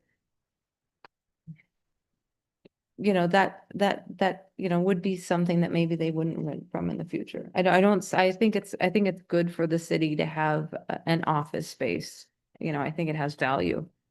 And I think you would definitely lose clients or renters from that space if it started to become a hodgepodge of whoever wanted to rent there. The rent is so low. It's so low. Of course, it's going to be attractive. And if we open the gates to this one, what else are we going to say yes to? And we'll have to because we already have. Because you've already broke the ordinance. Yeah. And, there are, I didn't realize that Ms. Moore had rescinded her application. But I was going to recommend, we have the little buildings on the harbor. And what, isn't one of those available? No, Not at this time, but they are going through a Is there potential any lease renewal. that Rosie could go to, is there other space available somewhere else that wouldn't be in? City space, not at this time. I mean, ideally, she probably wants to be in the heart of the community or down in city. But I don't know if there's anything else available. Yeah, none for the city. None for the city. None for the city. Yeah, so it'd likely have to be a private. I mean, I'm sure there's some private space around somewhere. A person will just have to look and see. Council see this. I'm not privy to Does have her hand. a lot of this, so Yeah. I'm just gonna follow if you guys think it's a bad decision to go forward. I just wanted it to be reconsidered because there were 3 council members. 2 Two were gone. Yeah. absent, and I don't know how everybody felt, but I didn't feel like it was something that was presented. And for me, I came in, I saw it, we voted, I didn't feel right about it Is from it the my turn? get-go, but I should have. Yeah, we're getting to you. Go ahead. Yep. Go ahead, Go ahead. Harmony. Can you hear me? I don't know if there's something going on with my phone. Yeah, we can hear you. Yeah, we can hear you. Can you hear us? I There can you hear you now. Hey, I originally voted yes. I did not originally see an issue with renting to the soapery when we had no other active interest, and I wasn't aware that we had had any active interest in recent history. But Jackie's arguments swayed me. It was well stated. She's correct. We do lose a lot of ordinance integrity when we start piecemealing what's convenient at the moment. So I'm in favor of Jackie's thought to maintain the integrity of the space as the original ordinance intended. So hopefully you heard that. Thank you, Harmony. So I just want to clarify a couple things on the original ordinance 1911. When I read this, yeah, it's unfortunate when we, sometimes even if you look at an ordinance 10 times and you look at all the whereases and you look at everything, things get lost in this, right? The original title of this thing. So, the Alaska authorizing the lease of the space formerly known as the Seldovia Clinic for business and office related opportunities. So it does say for business and office related. So that's both. That could be office and business. Then you get down to the, the 1, 2, 3, 4, 5th, whereas the city considers a beneficial new industry or economic development, a venture that would benefit the community's economic growth and support the city's comprehensive plan. So that's pretty broad right there, right? Obviously, that opens the door for a number of, the one could argue that opens the door for a number of things. Then you get to the very next, whereas the city administration will develop a business plan to offer the clinic space as a shared or co-working office space and advertising the new opportunity to help facilitate new potential tenants and user groups. So then that kicks it back to the shared, the intent of the shared or co-working office space. So, the ordinance itself, it's a little loose and I could, so that's unfortunate. Yeah, I mean, I was on council back then too, and I'd have to go way back to remember the original arguments and intents. Jackie, you're thinking back too, and yeah, I mean, I don't think we had envisioned retail back then, but I don't think we were necessarily or retail or small manufacturing. I just don't know if we had thought that far ahead, and I think that's why maybe some of the language with with business and things to support community growth and economic development were left in the language here, but. So yeah, I'm not, I'll go where the council wants to go here, certainly with supporting the intent of it. If that's, if you guys want to keep it to that, you know, that level where it is a shared type professional office, I'm fine with that. I could go either way. So, but I think the argument could be made. My point is the argument could be made, I think, legitimately for either way. So, I just wanted to point that out. So, anyone else? Ashley, not sure if you had any comments or thoughts.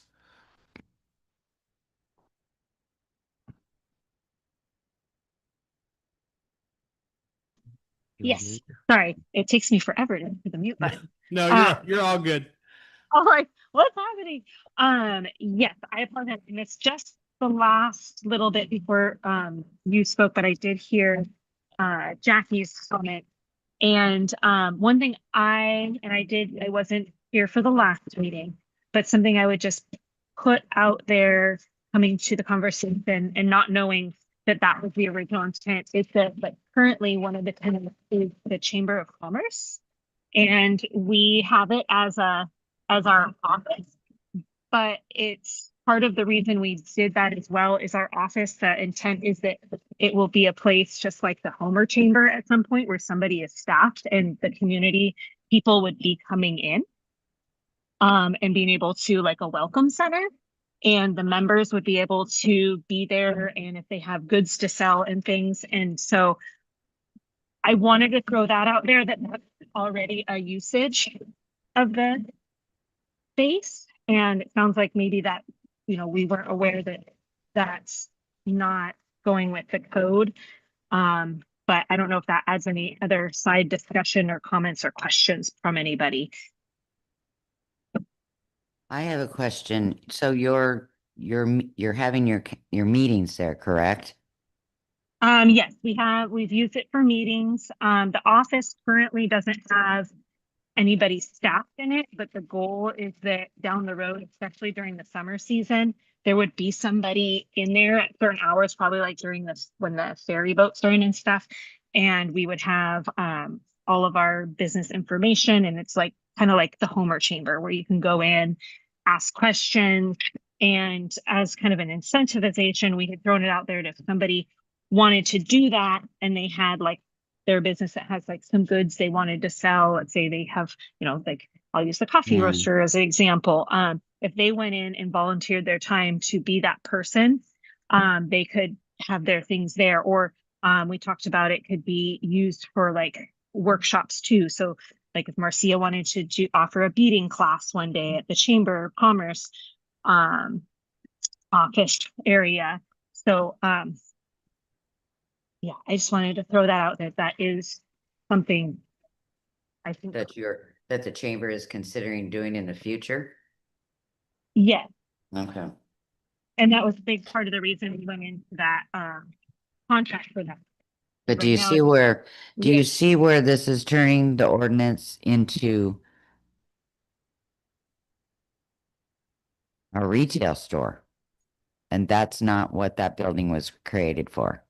It was created for office space and that's why I'm bringing it up because I think I know I didn't know that, and I don't think that it sounds like that had gotten maybe overlooked or lost during that. So I wanted to kind of just add that to the conversation. That makes Well, sense. I think that's why I brought that up. That it's pretty broad right now, the way but if you the go to original section 1, language is. I'm sorry, Mr. Mayor. No, go ahead. If you go to section 1, Seldovia Clinic, for business and office related opportunities to be developed by the city administration and authorize the city manager to enter the contract with further tenants, user groups, and to advertise a new leasing opportunity. It doesn't, I mean, then that's after the last whereas, where it talks about the space being a co-working office space to facilitate new potential tenants and user groups, not sales, not retail sale. Well, And that I just, it's above that, the city considers a beneficial new industry or economic development, a venture that would benefit the community's economic growth and support the city's comprehensive plan. So that, I mean, that's my point. I mean, we're we don't need to get into a big debate on this, Yeah. but I think this is broad enough to where We need it warrants another discussion. So I think. I think it warrants a new, to strengthen the ordinance. Yeah, I think we go back. I think the cleanest thing here, in my opinion, is if the council votes to reconsider, you reconsider your previous action.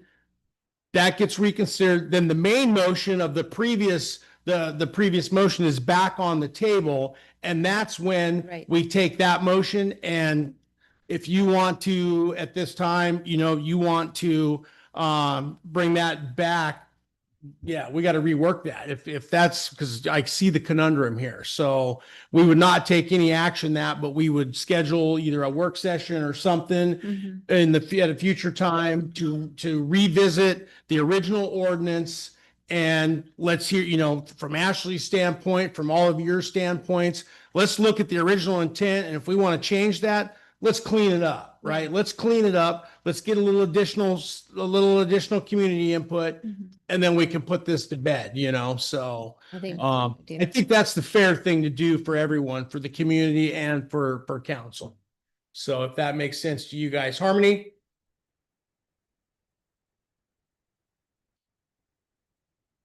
Can you hear us, Harmony? I see you got your hand Yeah, up. I'm sorry. I think my hand's still raised from previously. I don't have anything else to add. Oh, okay, sorry about that. So that I see is, I think that's probably the cleanest way forward here, so everyone, everyone gets heard, and then we truly do go back and vet that and make that just clean for everybody going forward in the future here. So. I agree. So let's see then. So let's go, while we're doing that, so we heard from council. Is there anyone from the public that wants to weigh in on the motion to reconsider? I am not seeing anybody, Mr. Mayor. Okay, so then brings it back to council. So then the action right now is to reconsider resolution 27-02. So what we would need a motion for the reconsideration. We would need a second, and then we would need 4 affirmative votes to reconsider that. If that passes, then that resolution is right back in front of us to debate and or do something different with, like we just talked about, and clean it up at a future date here. Okay. So I make a motion to reconsider resolution 27-02. and I second that. okay, so we have a motion on the table by Taylor to reconsider resolution 27-02. We have a second by Coleman. Is there any further discussion on the request for reconsideration before we vote? I have one question. Yep, absolutely. On the 298, how did you establish that figure? How does that? Through the mayor, so it is by the square foot, and we have a map, and it has the size of the buildings and then the price by square foot. I just don't have it in front of me to tell you what that is, but it is by square foot. And that's pretty close to what the others are paying by square foot. So yeah, we don't make a lot of money, but it's And is that for everything else? I mean, is that pretty standard per square foot price, or is it? I don't know about that. I was probably pretty Low. lean, probably lean. Yeah, I'm sure. but we could do some research. Not a lot of money. I mean, No, even no. this would- Yeah, But, and I think in our original discussion, when we did this years ago, we knew that, and we wanted to give some small cottage type Yeah. folks to be the opportunity to have a professional space in a small community like this, and it was empty at the time, and we thought that would be a good usage to keep people in there, and so, yeah. Yeah, good. Okay. All right. So the motion's on the table. It's been seconded. It's been discussed. So we will go ahead and vote on the request for reconsideration. All those in favor of the motion, Peyton, Aye. Barber, Keithley, Aye.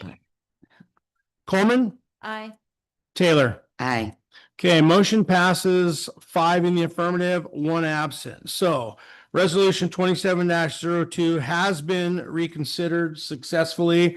That will bring resolution 27-02 back on the table. And as discussed, it seems like a clean path forward is, rather than doing anything with this tonight, we revisit this in a further, either a work session. Most likely, I think a work session would be appropriate. And then whatever comes out of that, we can look to clean up that original ordinance 1902 or whatever. Clean that up and get the, and Pick bring into it it up to together. current, terms too, whatever the intent is agreed upon before with the council, and taking any additional public input into consideration. It's important we all read it the same way. Yeah, no, absolutely. I think yeah, and that's what happens when we take some liberties with the language in there, and I think we just need to clean it up and make very clear intent what the administration and the council's intent is. Did you guys have anything further you would like to add? Mr. Mayor, I do believe if you guys don't make a formal motion to either pass, fail, or refer it to a committee, that it would die on the table. Oh. So Okay, you need to either postpone it to time certain, refer it to a work session, or pass or so it would be just cleanest if we voted it, from what Voted I'm down hearing, if right we now. voted it down. And if the council chose to vote it down with the recommendation that we would like to bring the original ordinance back up to discuss. thank you, Mr. Mayor. And so it would be, with Robert's rules, you would be voting it down. So voting to pass it, and then. Yes, if it would be an you- affirmative motion, but hearing what I'm hearing, it would likely fail. And then that would just end that. And then I can Direction. give you guys direction to bring the original 2019 ordinance back for discussion. So. Thank you, Mr. Mayor. Thank you. All right, so we have resolution 27-02 on the table. We did hear during the reconsideration a number of comments, and I think there was a pretty good consensus that the original ordinance 19, what's that? God, I lost my space. 19-11 needs to be relooked at, just to get some clear direction for where the council would like to go with that. So with that, let's see. So we've heard, is there anyone from the public that wants to weigh in on the current resolution 27-02 that is back on the table? I'm not seeing any, Mr. Mayor. Okay, with that, then we'll bring it back to council for final action on resolution 27-02. So I would look for an affirmative motion, and then we'll vote. I make a motion, Mr. Mayor, to Okay, put resolution 27-02. okay, is there a second? I'll second that. Okay, we have a motion on the table to approve resolution 27-02 by Taylor, second by Coleman. We will go ahead and vote on the approval of resolution 27-02. All those in favor? Peyton, Aye. are you Nay. sure you want to vote aye? As discussed, I'm not going to sway your vote, but just so you're not confused, this will likely, based on what we just talked about, get voted down so that we can bring the original 1911 back to discuss. Okay, yeah, sorry. Whatever. So you're a nay. Are you a I'm a nay? nay. You're a nay. I'll be a naysayer. Okay, Barbara? Yes. I'm confused. Okay, So one way to get unconfused is to vote against it so we can discuss the ordinance and fix it. We're gonna fix it. So how we fix it. Being it. Okay. Okay, so then Wait. you're a nay also. Toss it up there. Go ahead. Go ahead. Yes? Who was that? Was that Ashley or Yeah. Harmony? Ashley? Nay. Okay, Keithley's up. Keithley is also a nay. Coleman? Nay. Taylor? Nay. Okay.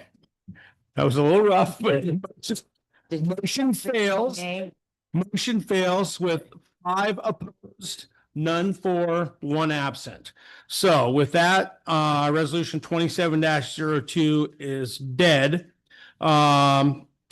City manager Heidi, because of that and based on the council's previous discussion, we would like you in a future meeting to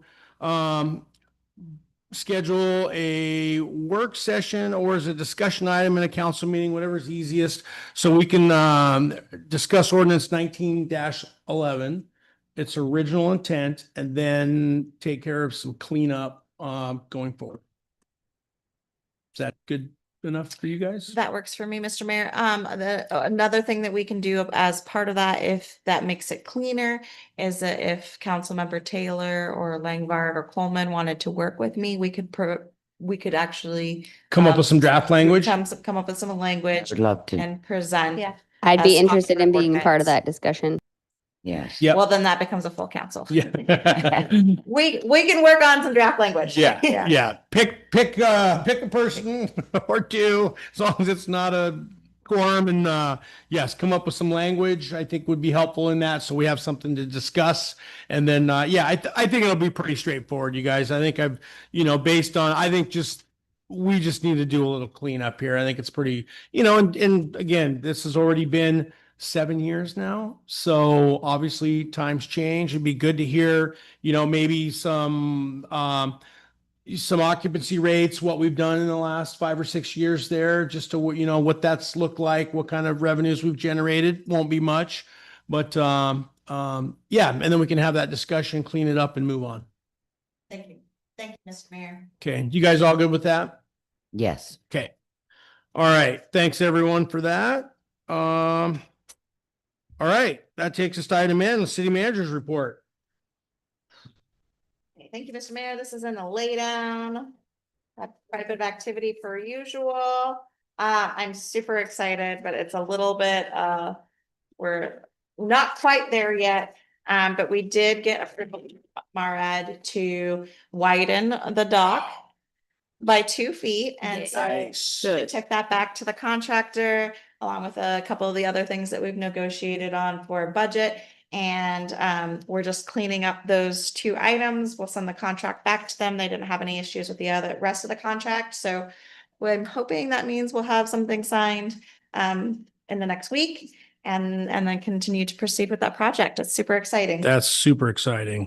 We also had a contract amendment from MARAD with that second tranche of funds. So that 482,000 that was awarded is now officially granted and executed. It's part of the full package. And then of course we have our Denali Commission funds and our local match. So far that project is proceeding, and we don't have a lot of contingency, but we are just slightly under budget and hoping that we continue to be on the. It is a pretty straightforward project here. There's not a lot of bells and whistles in this. It's a very limited number of piling and pretty straightforward the project itself is, it's not even going to be a couple week project. It's going to be very fast when they roll in here. They're going to get it done and we'll have a new dock. So so hopefully we don't get in. There's nothing complicated about this. The most complicated piece will probably be where the first float interacts with up at the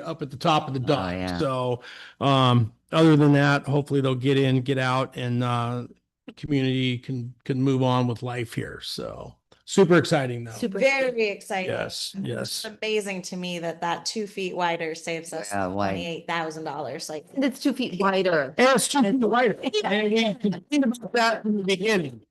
Yeah. I was out there last week. I rode Mako's 2 or 3 times here in the last week, and I was just like God, we need this extra 2 feet. When everybody throws their stuff on the That's right. dock, there's not even enough room to No. get around. In the wintertime, yeah, we all know 2 feet is actually going to be a Yeah. massive difference. So.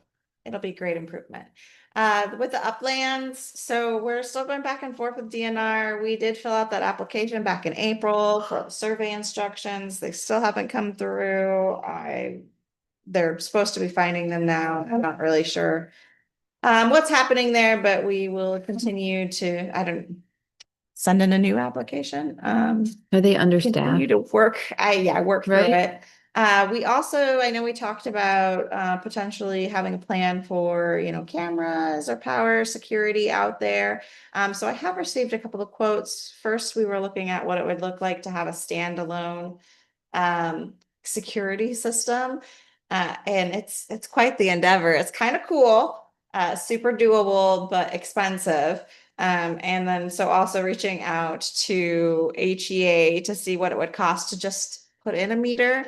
And you're probably not surprised that that's the cheaper option, but something to discuss in the future if that is still something that council wants to pursue. Well, I know how we Okay. can start. We can start with $100 cellular game cam. That's how we can start. Cheap and quick. Put it up on the pole and call it go. You guys can check in 10 times a day. You can see every boat that comes in and out of there, and it costs literally nothing. And you can check in on it. Yeah, absolutely you can. That's how hunters check all their stuff when they're looking in the field. That's what they make those for. Now, Same thing I have in my house in Anchorage, I can tell. Yep. But we're not suggesting that you're a hooker.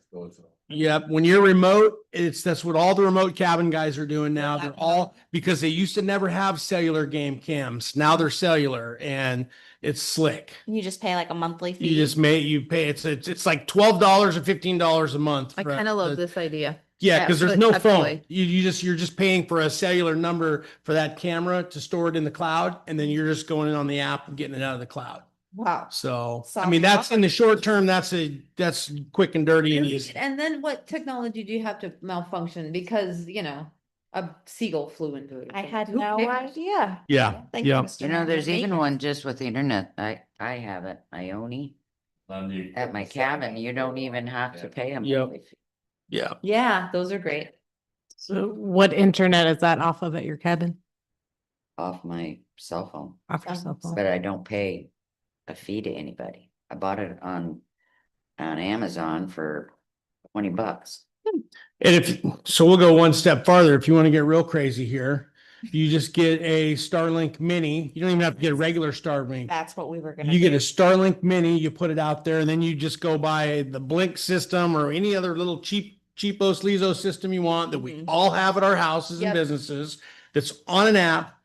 You guys can all have it in the city, and you can have 26 cameras out there, and it costs you $100 a year. That's what it cost me for mine. Unlimited in the cloud, $100 a year. But you need power. Well, you could have batteries for the Blink, but man, they die constantly around here. Yeah, that's a little bit of a problem, right? So if you've got power, isn't there a street light out there? There's no power. That's the thing. It'd be $7,300 to put in a meter for power. So there's no power out there. So Okay. we have to have a standalone Well, then system. maybe we gotta go.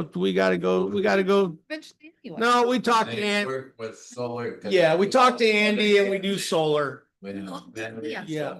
Yeah. We can solve this way cheaper than any of these Very proposals. little use electric, Yeah. so solar and batteries will run just like the weather cams. Well, that's what we were talking about, and that's when it got expensive, is because especially with the title and needing the batteries to be up off the ground and having a shed for them and then solar on top. You're and store the Blink. thinking too big. You're thinking too big. Yeah. You're thinking too big. Cam. Literally the Starlinks and their battery packs Uh-huh. go in, they go in your backpack now. Yeah. We take them all over the state And now. the solar panels about this big. It's, here. they're literally, everything's tiny. We'd still need to mount it on something. Mount it on that pole out there. The HEA pole. Sure. Or we can go put our pole, we can solve this. Let's not get hung up on this. We can solve this. Yeah, dang it. Jack will do that. Thank you, Terry. Make it a total. I know you got a big excavator in your yard, so we can fix that, Heidi. Okay. Sounds good, thank you. Other updates, you heard from the tenants from the Seldovia Fuel and Lube. Like I said, I'm meeting with CDBG tomorrow to look at alternatives. And just to see, I started looking at quotes again for full building packages, and we'll explore all the options and then bring back some information for you guys to consider. We also talked about the utility survey and projects for stormwater with the resolution that was passed tonight, so I'll skip that. The city office and maintenance shop energy improvement project is super exciting. All of our windows, doors, and new heat registers are here. Melee Heating and Cooling is gonna come and install those new registers. Public Works is gonna work on windows and doors, and that will really help just button up that building overall with the insulation, the windows, the doors, new registers. We're gonna give it some new life for many, many more years to come. And let's see, next page, Denali Commission. We're working through the grant agreement documents for the Fish Creek assessment and potential removal of the Fish Creek Dam for the historic boardwalk. Even though this is kind of separate from the project application that we submitted, but it is the same project overall. I did want to let you guys know that I met with property owners and Mayor Campbell on August 2nd to discuss the current condition and needs of the boardwalk. I am recommending that the city council prioritize this project in your upcoming capital improvement plan. I was hoping we would meet about it today, but maybe in the next couple of weeks, if you guys have availability, between this and the fuel and lube, and there's just some projects that really should be discussed, and then the plan overall.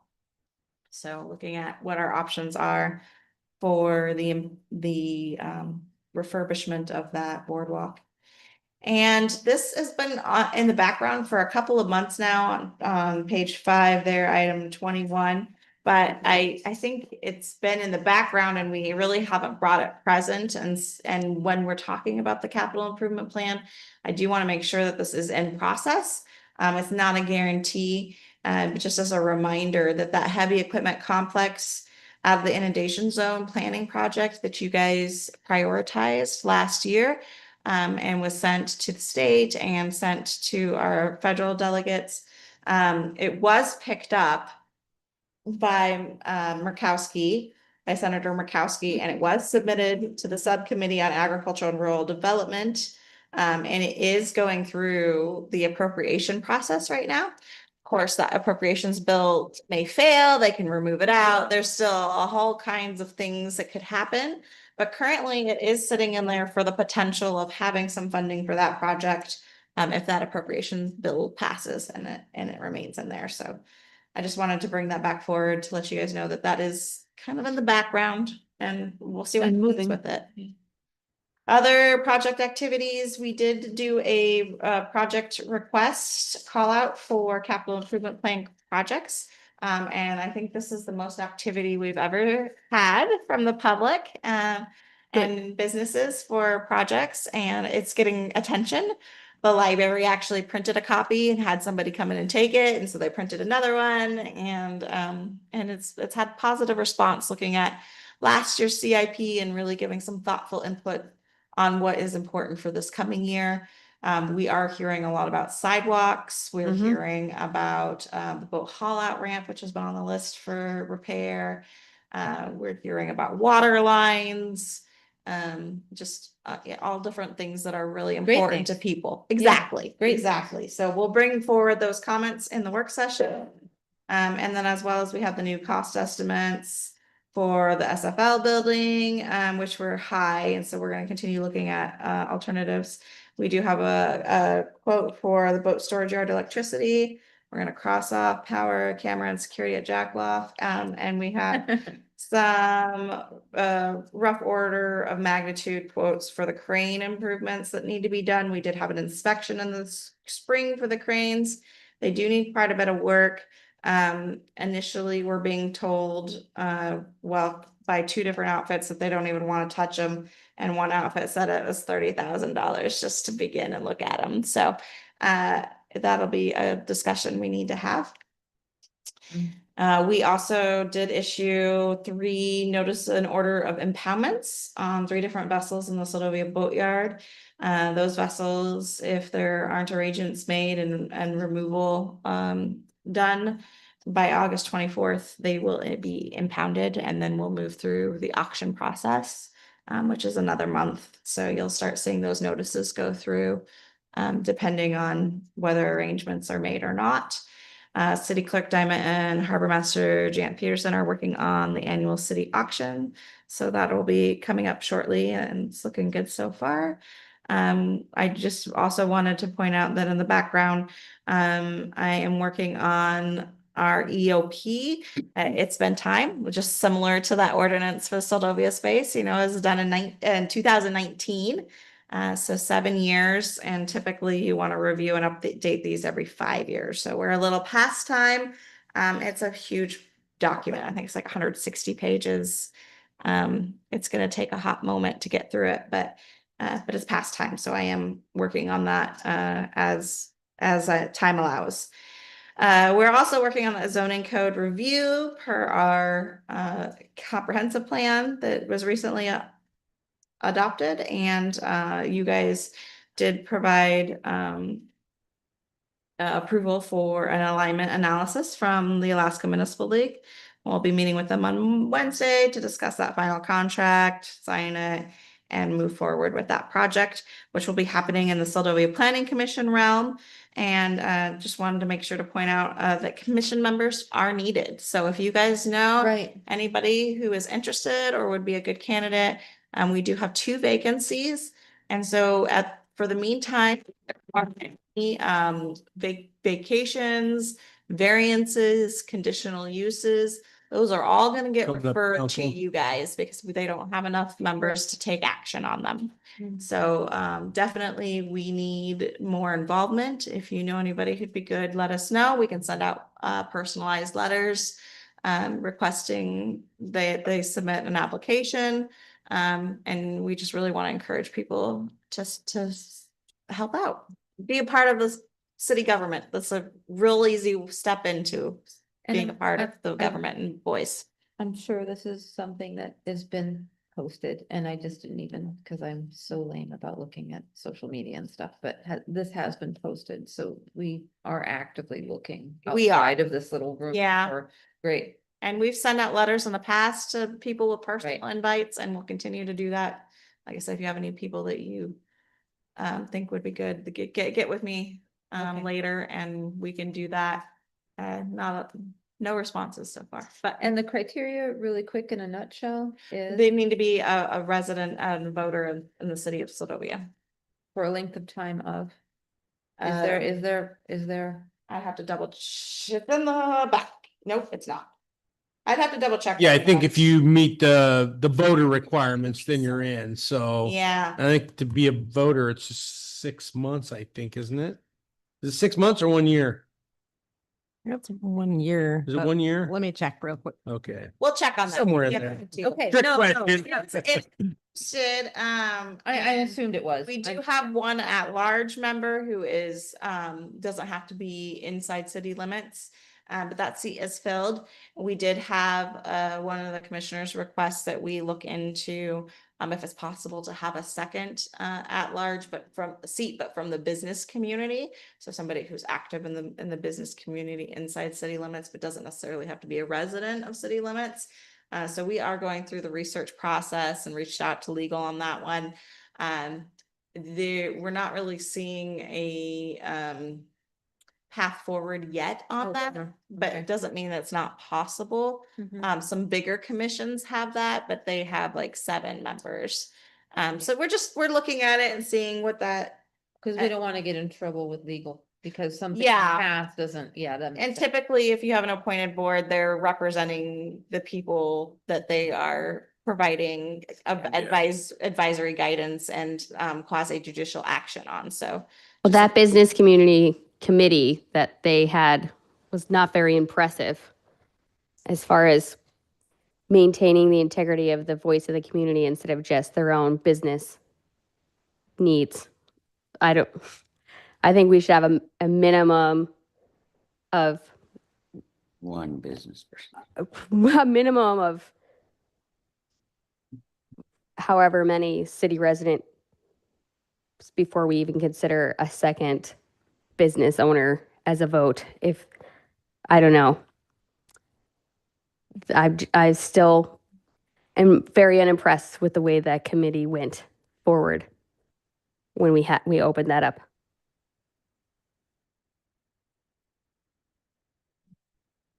Thank you, Mr. Mayor. If I can continue on, we are, another thing, I don't know how front and center this is for everybody's information, but did figure I'd let you know that I had a meeting last week, with a ground crew, regarding the best landing spot for fiber in the community. So that was super exciting. Looks like they have a couple of good areas and potentially looking at having fiber come in 2028 or 2029. It's not a full community build out, which they're really sad about. I was just excited that there's fiber coming. I think that's a good start, but they are still trying to pursue the endpoint funding to get a build out into the community. For now, it brings it in and should, if it gets to tower, it should really improve the overall data for the community. Let's start. And we can add on to that potentially later, once the groundwork is there for that's amazing. Yeah, it's a start. Right, yeah. And I know that's also been in your guys' capital improvement plan, so making sure that you're aware that and one of your priorities, that there is progress on that front. Thank you. And Seldovia Oil Spill Response Team Board has a vacancy. I don't know if anybody on the council is interested in joining the SOS board and representing the city. But we are a member, and so we do have a seat. And if you are interested in joining another board, let me know. Because that would be great to have some representation on there. AML grant writing services, we did receive the new agreement. It's in the budget and I was kind of on the fence on it, but in talking about the historic boardwalk and talking about the SFL and talking about some of our other needs, it seems like, especially knowing that you guys did approve this as a budget item, that we should probably move forward with this contract. And then as you guys have your CIP discussions, really making sure that you provide me with that direction on where they spend their time. And I say that in that they're always looking for opportunities, but it's nice if we give them a couple, 3 or 4 really key projects that they're really looking out for. And then making sure that we hit those with a couple of grant applications over the next year. I personally still think that, I mean, we're getting more than our money's worth on that Absolutely. deal. I mean, we've got some good momentum going, and we've been very fortunate. And yeah, that's a lot of the heavy work that we just cannot do. And to pay somebody privately to contract that work would be way more expensive than that. So yeah, takes money to make money, and that's the money we got to spend. So. Okay, we will move forward with that grant agreement. You'll see that resolution approving it at your next meeting. And then with that, just keeping on our forefront as the summer is wrapping up, which I hate to say, Public Works still has a massive list of projects that they are working through. I remember when I started at the city, one of the Public Works operators making it very clear that they are not contract workers because they have so many day-to-day things and little projects. And I think this is a good reminder of that, even though most of these projects could be considered some daily upkeep, but I guess not. I mean, you look at the water leak, of course, is the reveep is a smaller project, but it does detract from some of those other needs. The water treatment storage tank obviously needs to happen. The materials are here, so it just takes a day. Right? A nice day like today where they can get up there and roll it on with all the other competing projects. Harbor siting is here, and that will be the maintenance staff. I don't even want to talk about the next item. Multi-purpose building stairs are here again, just need a moment to install. Frank Rabian Vista is happening this month, and then we have these other two that we'd like to get to But the reality is they may not happen this season and they may be spring projects. So we'll get notices out to those property owners on Eider Lane. I also am speaking with the Public Works. They said, that fire hydrant was running the whole time. So it's probably not the main, but it is probably from the key box to the main, potentially. So making sure those property owners are either turning off their water and they're leaving. And then if it's an issue, it's an issue that we're dealing with when they come back, or let's say leave the water running while they're here. And hopefully we can prevent that from freezing up again in that road. But probably still not the main. It's that, and we're guessing, of course, it's a guess, but it's that Yeah. infrastructure from the main to the key box, which we are being clear and intentional that is city responsibility as we move forward. But freezing in our code is they should be taking steps to prevent that. And that is leaving it running or turning it off while you're out. Other than that, I think you've seen everything else. We did do a letter of support for the Seldovia Village Tribe. They are working on a grant for a cultural journey through Seldovia, just going to do some updates to their visitor center and provide some history programs, some oral history programs, and just different marketing for the Seldovia Village Tribe history in the community, which is really cool. So Cool. as our partner, we definitely did a letter of support for that. And also there's one more big thing. We are getting notice of a lot of a high bear activity in the community. So we did put out a public notice this afternoon, along with a reminder of how to be bear aware and just being upfront, because I know that there's sometimes some confusion on that if we do have to start taking actions to remove bears from the situation that they're in, it's not a relocation, it's a dispatch per the Alaska Department of Fish and Game. So just so everybody's aware that we do have the can, we're working on it, making sure that it is usable. And if the bear continues to be an issue, we'll make that determination here in the next couple of days with the permission of Alaska Department of Fish and Game. We'll let everybody know if that can does go out in place. But we are really wanting to encourage everybody to do their part and make sure your trash is up, it's covered, it's not accessible. It's in bear-proof cans if it's outside, but really put it inside and make sure you have electric fences if you have chickens. Your dog food's not outside, your chicken food's not outside. Just making sure that we're doing our human part really to help prevent this problem, because they are getting habituated. At least one of them is getting habituated to the area. And so if we take that next step, just want that to be very clear that means it's dispatched and that meat gets donated to the chapel. Historically in the past, we still need to make sure that that's an okay method with the chapel moving forward. And then they can distribute it out to a family in need. That's the last case scenario that we want to do. So with that, do we have, I guess a couple things, because I got a little worked up over this today.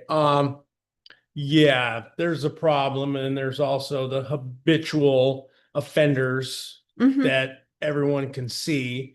Has that been, who's talking to those people? Thank you. Good question. So VPSO Officer Newhouse is on the case with this, and he's been talking with Sergeant Cox, he's been talking with Fish and Game, he's been talking with those areas of concern. And we do have ordinances. So we have city ordinances. We do. And then is there a state law also? I'll double check on that one. I think there is. This talks about. I was told there is. Yeah. I didn't have time to go look. I'm pretty sure we've posted it before. So. Yeah, I mean, if we're gonna start killing bears just because because they can't stop getting into the same garbage every single night, I have a real problem with that. Yeah. So. Yeah, I believe those individuals have addressed it. We'll see. And that's why we're giving it a few more days and hoping that will be taken care of on its own. But But if not, we can enforce it. This is Okay. my question. I know that Because- one of the offenders did improve the door that the bear's been getting into for the last week. But even when we parked the box truck against that door, and that bear still came trying to get into the building, got on the deck, tore up some things, went from there to the neighbor's truck, did some destruction to his truck. I mean, they still smell it. Mhm. And the biggest problem, and I'm just gonna say it, is dump. These bears are eating garbage. And when the garbage isn't there and they bury the garbage, they're coming to town to look for the garbage because that's what they're used to. And it's sad to watch. I watched it today when I went to the dump. I don't know what the answer is. I'm not saying shoot the bears. I'm saying when they come into the garbage, pop some shots off, scare them out of there. Don't let it happen. And I think they're pushing the older bears out. The bigger bears are pushing the littler bears out of the pit, and they come to town because they're so used to eating garbage. And it's sad. There's not one dump that I ever used on the peninsula that allowed bears to sit and eat the garbage while you're dumping your garbage. They would pop shots off, scare them off. They never let them in the dump. And I think it's becoming a bigger problem. And it's sad that the bears are relying on that. They're not being wild animals. They're relying on garbage in a dump. And it just makes me sad that that's happening. And it's what's pushing them to town. They get thrown out of the pit by the bigger bears. They're coming to town to find more garbage. And I think it's a huge problem, and we need to start pointing the finger at where the problem is, and that's where it starts. I feel like that's where it starts, is the dump. And I've complained about it before because somebody's going to get hurt. They're going to treat somebody putting their garbage in that dump like a threat, like they do with the other bears in that pit when I've watched them get in fights. So I think everybody should be bear aware, but we need to address that problem there. That problem needs to be fixed. I have something to add to that. I went to the dump today for the first time, and I've grown up here, okay? And I've grown up around bears, and I put my trash away, and I have had them throughout my life. I'm bear aware. I have never felt as unsafe as I felt actually today when I went to the dump for the first time ever. I dropped my garbage and I saw the two bears, and I have 2 cans of garbage. I threw the first one in and a third one popped up, and it scared him. And he looked right at me, and it was not a good feeling. It wasn't just like, oh, I'm going about my business. He's like, whoa, what was that? And there was an immediate moment of aggression. And I just feel I agree. I mean, we have ordinances that we need to enforce. And I think we're doing way better about doing that. I find this is one that we need to, but I also, I agree with Jackie. There's 3 freaking bears a couple feet away from people who are trying to dump their garbage, and they're comfortable and saying, oh, bear, oh, go away, which is what I've seen happen. I'm sorry, is really that's not enough. I mean, I don't know what the options are there. I really don't. That's not, something that I'm familiar with, but pop some shots off, do some deterrent, a serious deterrent, because we have now created, this lifestyle for them. Yeah, Heidi, is the VPSO authorized to use cracker shells or rubber bullets? as Um, a deterrent? I will double check and make sure, but I do know that I believe they have a weapon for that. Okay. So I'll double Could check. come out of a shotgun. I mean, Yeah. typically those will all come out of a shotgun. The thing that we can also do is, as Mr. Dunn said, they have a new landfill manager for the Kenai Peninsula Borough. I know that we have a new New contractor. new contractor. So if you guys would like, I can make some phone calls and just state those. I think it's a concerns good and idea We can to do start off that on and the then right find out foot. what deterrents he as the new contractor is authorized to use, if it's the same thing. I mean, if there's no deterrence, then yeah, just become unchecked, right? Mhm. At least if there's something, if they're getting it from both ends out there and in town, it'll at least be something. So, Okay. but it's hard. Yeah. Once bears have become habituated with the food source, It's you're a not bear. getting them out of there. So, Yeah. It's Well, the it's bear tough. with the bears. in my opinion, I'd rather see the bears at the dump than to see them in my front yard. Well, true. And but- if you run them out of the dump, you're gonna have them in down, because they're gonna go somewhere to eat. That they're Well, there's already no coming garbage. in. Yeah, they're gonna take the path might of take least you- resistance. so- Exactly, and it might take just as I long mean, to if you ever correct this tried problem. eating one of them, they get along with you fine, they don't hurt nothing. It might take just as long to correct the problem that has been created. Yep. I mean, did you read that? The bear is the most intelligent animal there is. They teach them to ride bicycles and everything, right? Russians have shows of riding. All right. What do you got to finish up, Heidi? Let's go. Mr. Mayor. All right. Well, yeah, we know we got bear issues. We need to get that dealt with. So, all right. Thank you for that. Any questions, comments for the city manager and her report?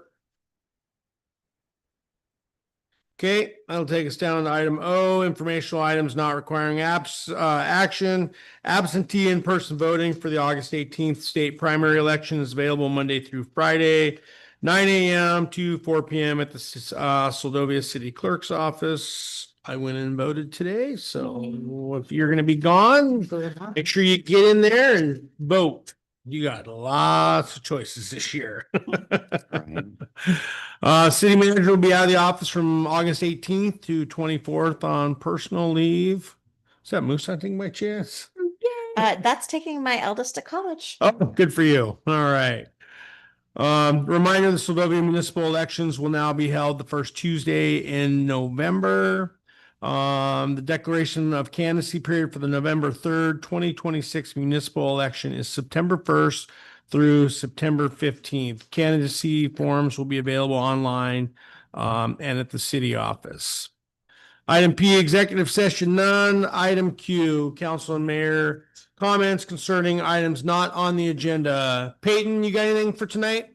Nope. Robert? Keithley? We'll take that as a no. Coleman Nope. and Taylor. Nope. All right. Going on almost 9 o'clock. So yeah, a lot of good discussion tonight. Thanks everyone for that. We'll get some stuff cleaned up in the future. Good to hear our updates and everything, what's going on. So next regular meeting will be held on Monday, August 24th, 2026. Look for motion to adjourn. I make a motion to adjourn. I second. All right. Any objections? Hearing none, we are adjourned.